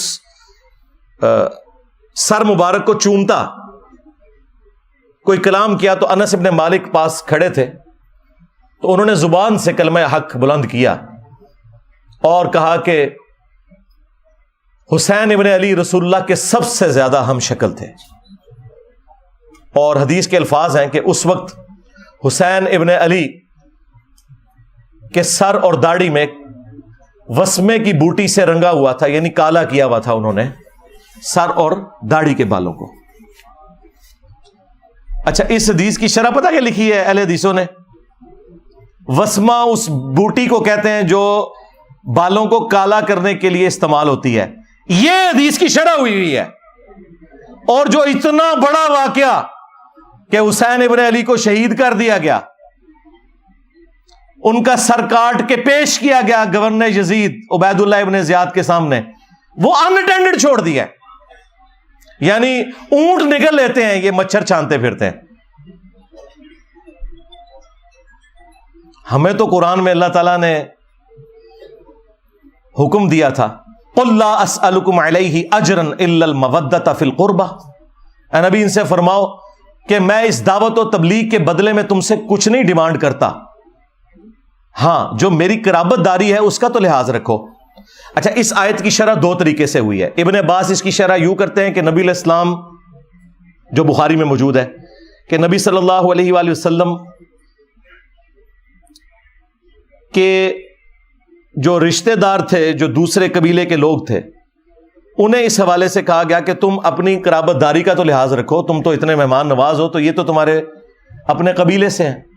اور ایک تشریح اس کی یہ کی گئی کہ نبی علیہ السلام کی دعوت و تبلیغ کے عوض ان کے اہل البیت کے ساتھ مودت رکھی جائے. یہ عبداللہ ابن عباس کے شاگرد نے اس کی تشریح کی. ہمارے نزدیک یہ دونوں درست ہیں. جب کافروں سے کہا جا رہا ہے کہ میری رشتہ داری کا خیال رکھو، تو مسلمانوں سے تو بدرجہ اولا کہا جائے گا کہ تم میری رشتہ داری کا خیال رکھو، کیونکہ اس گھر سے سب کو دین ملا. اور اس کو سپورٹی بخاری میں سیدنا ابو بکر کا قول ہے، اور نقل کون کر رہے ہیں؟ عبداللہ ابن عمر، جن کے بارے میں بخاری میں آتا ہے کہ ان سے کسی عراقی نے مسئلہ پوچھا کہ احرام کی حالت میں مچھر یا مکھی کو مار دیں تو کیا کفارہ ہے؟ انہوں نے کہا کہ یہ پوچھنے والا کون ہے؟ ان کا یہ اہل عراق سے ہیں. اور ظاہر عراق اس وقت شام کا صوبہ تھا. بعض لوگ کہتے ہیں عراقیوں نے مار دیا، شیعان علی نے مار دیا. اور بھائی شام میں وفاقی حکومت تھی اور یہ صوبائی حکومت تھی، انہی کے انڈر تھی. اے عراقیوں، تم مجھ سے مکھی اور مچھر کا مسئلہ پوچھتے ہو، تم نے تو اللہ کے نبی کے نواسے کو قتل کر دیا، جن کے بارے میں نے نبی علیہ السلام سے سنا تھا کہ حسن و حسین دنیا میں میرے دو پھول ہیں.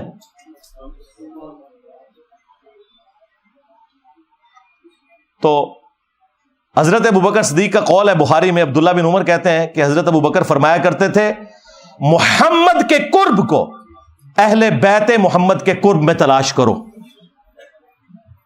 اب مجھے بتائیں، جو رسول اللہ صلی اللہ علیہ وآلہ وسلم کے قرب کو ان کے اہل البیت کے قرب میں تلاش کر رہے ہیں خود، کیا کبھی وہ یہ دعویٰ کر سکتے ہیں کہ ہم اہل البیت سے افضل ہیں؟ اللاجیکل بات ہے یہ کہنا کہ جی بخاری میں موجود ہے، ابو داؤد میں بھی، کہ عبداللہ بن عمر کہتے ہیں کہ ہم نبی الاسلام کے زمانے میں افضلیت دیتے تھے حضرت ابوبکر کو، عمر کو اور عثمان کو، اس کے بعد افضلیت نہیں دیتے تھے. تو بھائی یہ لوگوں میں فضیلت کی بات ہے. اہل البیت بالکل الگ ہیں، جن کے گھر سے دین ملا.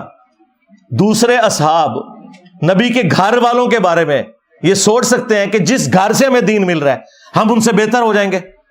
Not at all, never. جب لوگوں میں افضلیت کی بات ہو رہی ہے تو وہ ادر دین اہل البیت ہے علیہم السلام اجمعین. اور پھر المستدرک للحاکم میں حدیث موجود ہے، نبی علیہ السلام نے فرمایا اگر کوئی شخص پوری زندگی حجر اسود اور مقام ابراہیم کے درمیان نمازیں پڑھتا رہے اور روزے رکھتا رہے، اسی حالت میں مرے نیکوکاری میں، لیکن ہم اہل البیت کا بغض اس کے دل میں ہوا، تو اللہ تعالیٰ اسے ضرور جہنم کی آگ میں داخل کرے گا. وَلِعَوْذُ بِاللَّهِ تعالیٰ. یہ کہتے ہیں جی کربلا کیوں ڈسکس کرتے ہیں جی؟ کیا آخرت میں پوچھا جائے گا؟ جی پوچھا جائے گا.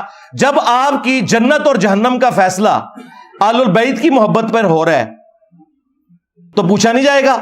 اور آپ تو ہمیں خود ہی سنایا کرتے تھے فضائل صحابہ احمد بن حنبل کی کتاب میں، وہ روایت جہاں سے میں نے سٹارٹ لیا، اور شیعہ کے ہاں نہج البلاغہ میں، کہ حضرت علی کی محبت میں غلوب کر کے 2 فرقے جہنم میں چلے جائیں گے اور 2 گمراہ ہو جائیں گے، ایک ان کی محبت میں غلوب کر کے، ایک ان کی دشمنی میں. تو جب آپ خود جنت اور جہنم کا فیصلہ سیدنا علی اور اہل البیت کی محبت پہ کرتے تھے، اس وقت صرف اتنا ہی تھا کہ آپ نے دوسروں کو کہنا تھا رافضی اور اپنے آپ کو ناسبی ماننے سے انکار کرنا تھا. تو یہ آپ نے 2 نمبریاں کی ہیں، اس کا رزلٹ پھر اسی شکل میں نظر آنا تھا. جب گمراہی بڑے لیول کی اٹھتی ہے نا تو پھر کوئی بڑے لیول کی بلا چاہیے ہوتی ہے. ہاں وہ آپ نے دیکھا تھا نا کہ حضرت موسیٰ علیہ السلام کا اژدہا سارے سانپوں کو کھا گیا، ہے رسیہ تھی، ایک اژدہا سارے سانپوں کو کھا گیا. تو یہ جتنے سانپ نکلے ہوئے تھے نا جنہوں نے اس دین کے ساتھ غداری کی، ایک انجینئر سب پہ بھاری ہو گیا. ہاں الحمدللہ. اور یہ اللہ تعالیٰ کی سنت ہے. اللہ تعالیٰ نے 300 سال کی فرعون کی حکومت اس شخص کے ہاتھوں سے ختم کروائی جس کی زبان میں بھی لکنت تھی، موسیٰ علیہ السلام. اللہ تعالیٰ ہمیشہ کمزوروں کو اٹھا کے نا طاقتور لوگوں کے اوپر غلبہ دیتا ہے، یہ بتانے کے لیے کہ ان کے پیچھے اللہ کی طاقت ہے. تو الحمدللہ آج دیکھ لیں ہمارے اس پلیٹ فارم کی برکت سے پوری دنیا کے اندر سنی ہو شیعہ ہو، محرم کا مہینہ جب بھی آتا ہے ہماری ویڈیوز شیئر ہوتی ہیں، اور الحمدللہ صدیوں میں جو گراوٹ آئی تھی غلو کی شکل میں دونوں طرف، وہ کافی حد تک ایڈریس ہوئی ہے. اور مجھے اب امید ہے کہ اب یہ راستہ اس طرف چل پڑا ہے کہ امام محمد بن عبداللہ المہدی علیہ السلام کے لیے یہ راہ ہموار ہو رہی ہے. کیونکہ یہ ہو نہیں سکتا کہ امام مہدی سنیوں میں آ جائیں اور شیعہ مان لیں، اور شیعہ میں آ جائیں تو سنی مان لیں. اس کے لیے ضروری تھا کہ سنی شیعہ کی تفریق سے بالا تر ہو کر لوگ اپنے ڈفرینسز ضرور رکھیں، لیکن الٹیمیٹلی اس بنیاد کے اوپر قتل و غارت نہ کریں، اور اہل البیت جو کہ کامن ہستی ہیں ان کے ساتھ اپنا جو عقیدت والا معاملہ ہے وہ تو اپنی جگہ رکھیں. المعجم الکبیر طبرانی کے اندر صحیح سند سے ابراہیم نخعی کا قول موجود ہے، جو بخاری اور مسلم کی احادیث کے راوی ہیں. 50 ہجری میں پیدا ہوئے اور 96 ہجری میں فوت ہوئے. کربلا جب ہوئی ان کی عمر 11 سال تھی. تو وہ ناسبیوں کو سمجھانے کے لیے اکثر فرمایا کرتے تھے کہ بالفرض اگر میں قاتلین حسین میں شامل ہوتا اور قیامت کے دن اللہ تعالیٰ مجھے معاف بھی کر دیتا اور میں جنت میں بھی پہنچ جاتا، تب بھی میں رسول اللہ کا سامنا جنت میں نہیں کر سکتا تھا کہ کہیں حضور مجھ سے پوچھ ہی نہ لے کہ تو دنیا میں میرے حسین کے قاتلین میں شامل تھا. یعنی اب اس سے بڑی کیا بات ہو سکتی ہے؟ یعنی ابراہیم نخعی اہل سنت کے بڑے امام، بخاری اور مسلم کے راوی اور امام حنیفہ کے دادا استاد، وہ یہ کہہ رہے ہیں کہ اگر مجھے اللہ تعالیٰ معاف کر کے جنت میں بھی پہنچا دے اور بالفرض میں قاتلین حسین میں شامل ہوتا نا، تو میں رسول اللہ کا سامنا جنت میں بھی نہیں کر سکتا تھا کہ رسول اللہ مجھ سے پوچھ لیں گے. یہ وہی بات ہے جو میں نے شروع میں عرض کی تھی کہ واشی کو نبی الاسلام نے قتل حمزہ کے 5 سال کے بعد فتح مکہ کے موقع پر فرمایا کہ تیرا ایمان تو قبول ہے لیکن اپنی شکل نہیں مجھے دکھانی کیونکہ مجھے چچا یاد آتا ہے. اور چچا کی محبت اور اولاد کی محبت کتنا فرق ہے. اب مجھے بتائیں جو قاتلین حسین کا دفاع کرتے ہیں، قاتلین حسین کو اونچا کرتے ہیں، اہل البیت کو نیچا کرتے ہیں، یہ لوگ کس منہ سے رسول اللہ صلی اللہ علیہ وآلہ وسلم کا قیامت کے دن سامنا کریں گے؟ یہ سوچنے کی بات ہے.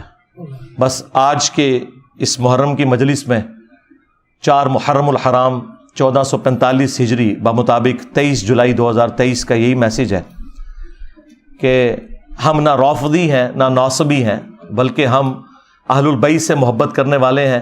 اللہ تعالیٰ قیامت والے دن ہمیں اپنے محبوب صلی اللہ علیہ وآلہ وسلم، ان کے اہل البیت، ان کے جانثار خلفائے راشدین اور صحابہ کرام کا ساتھ نصیب فرمائے، ان کے ساتھ محشور فرمائے.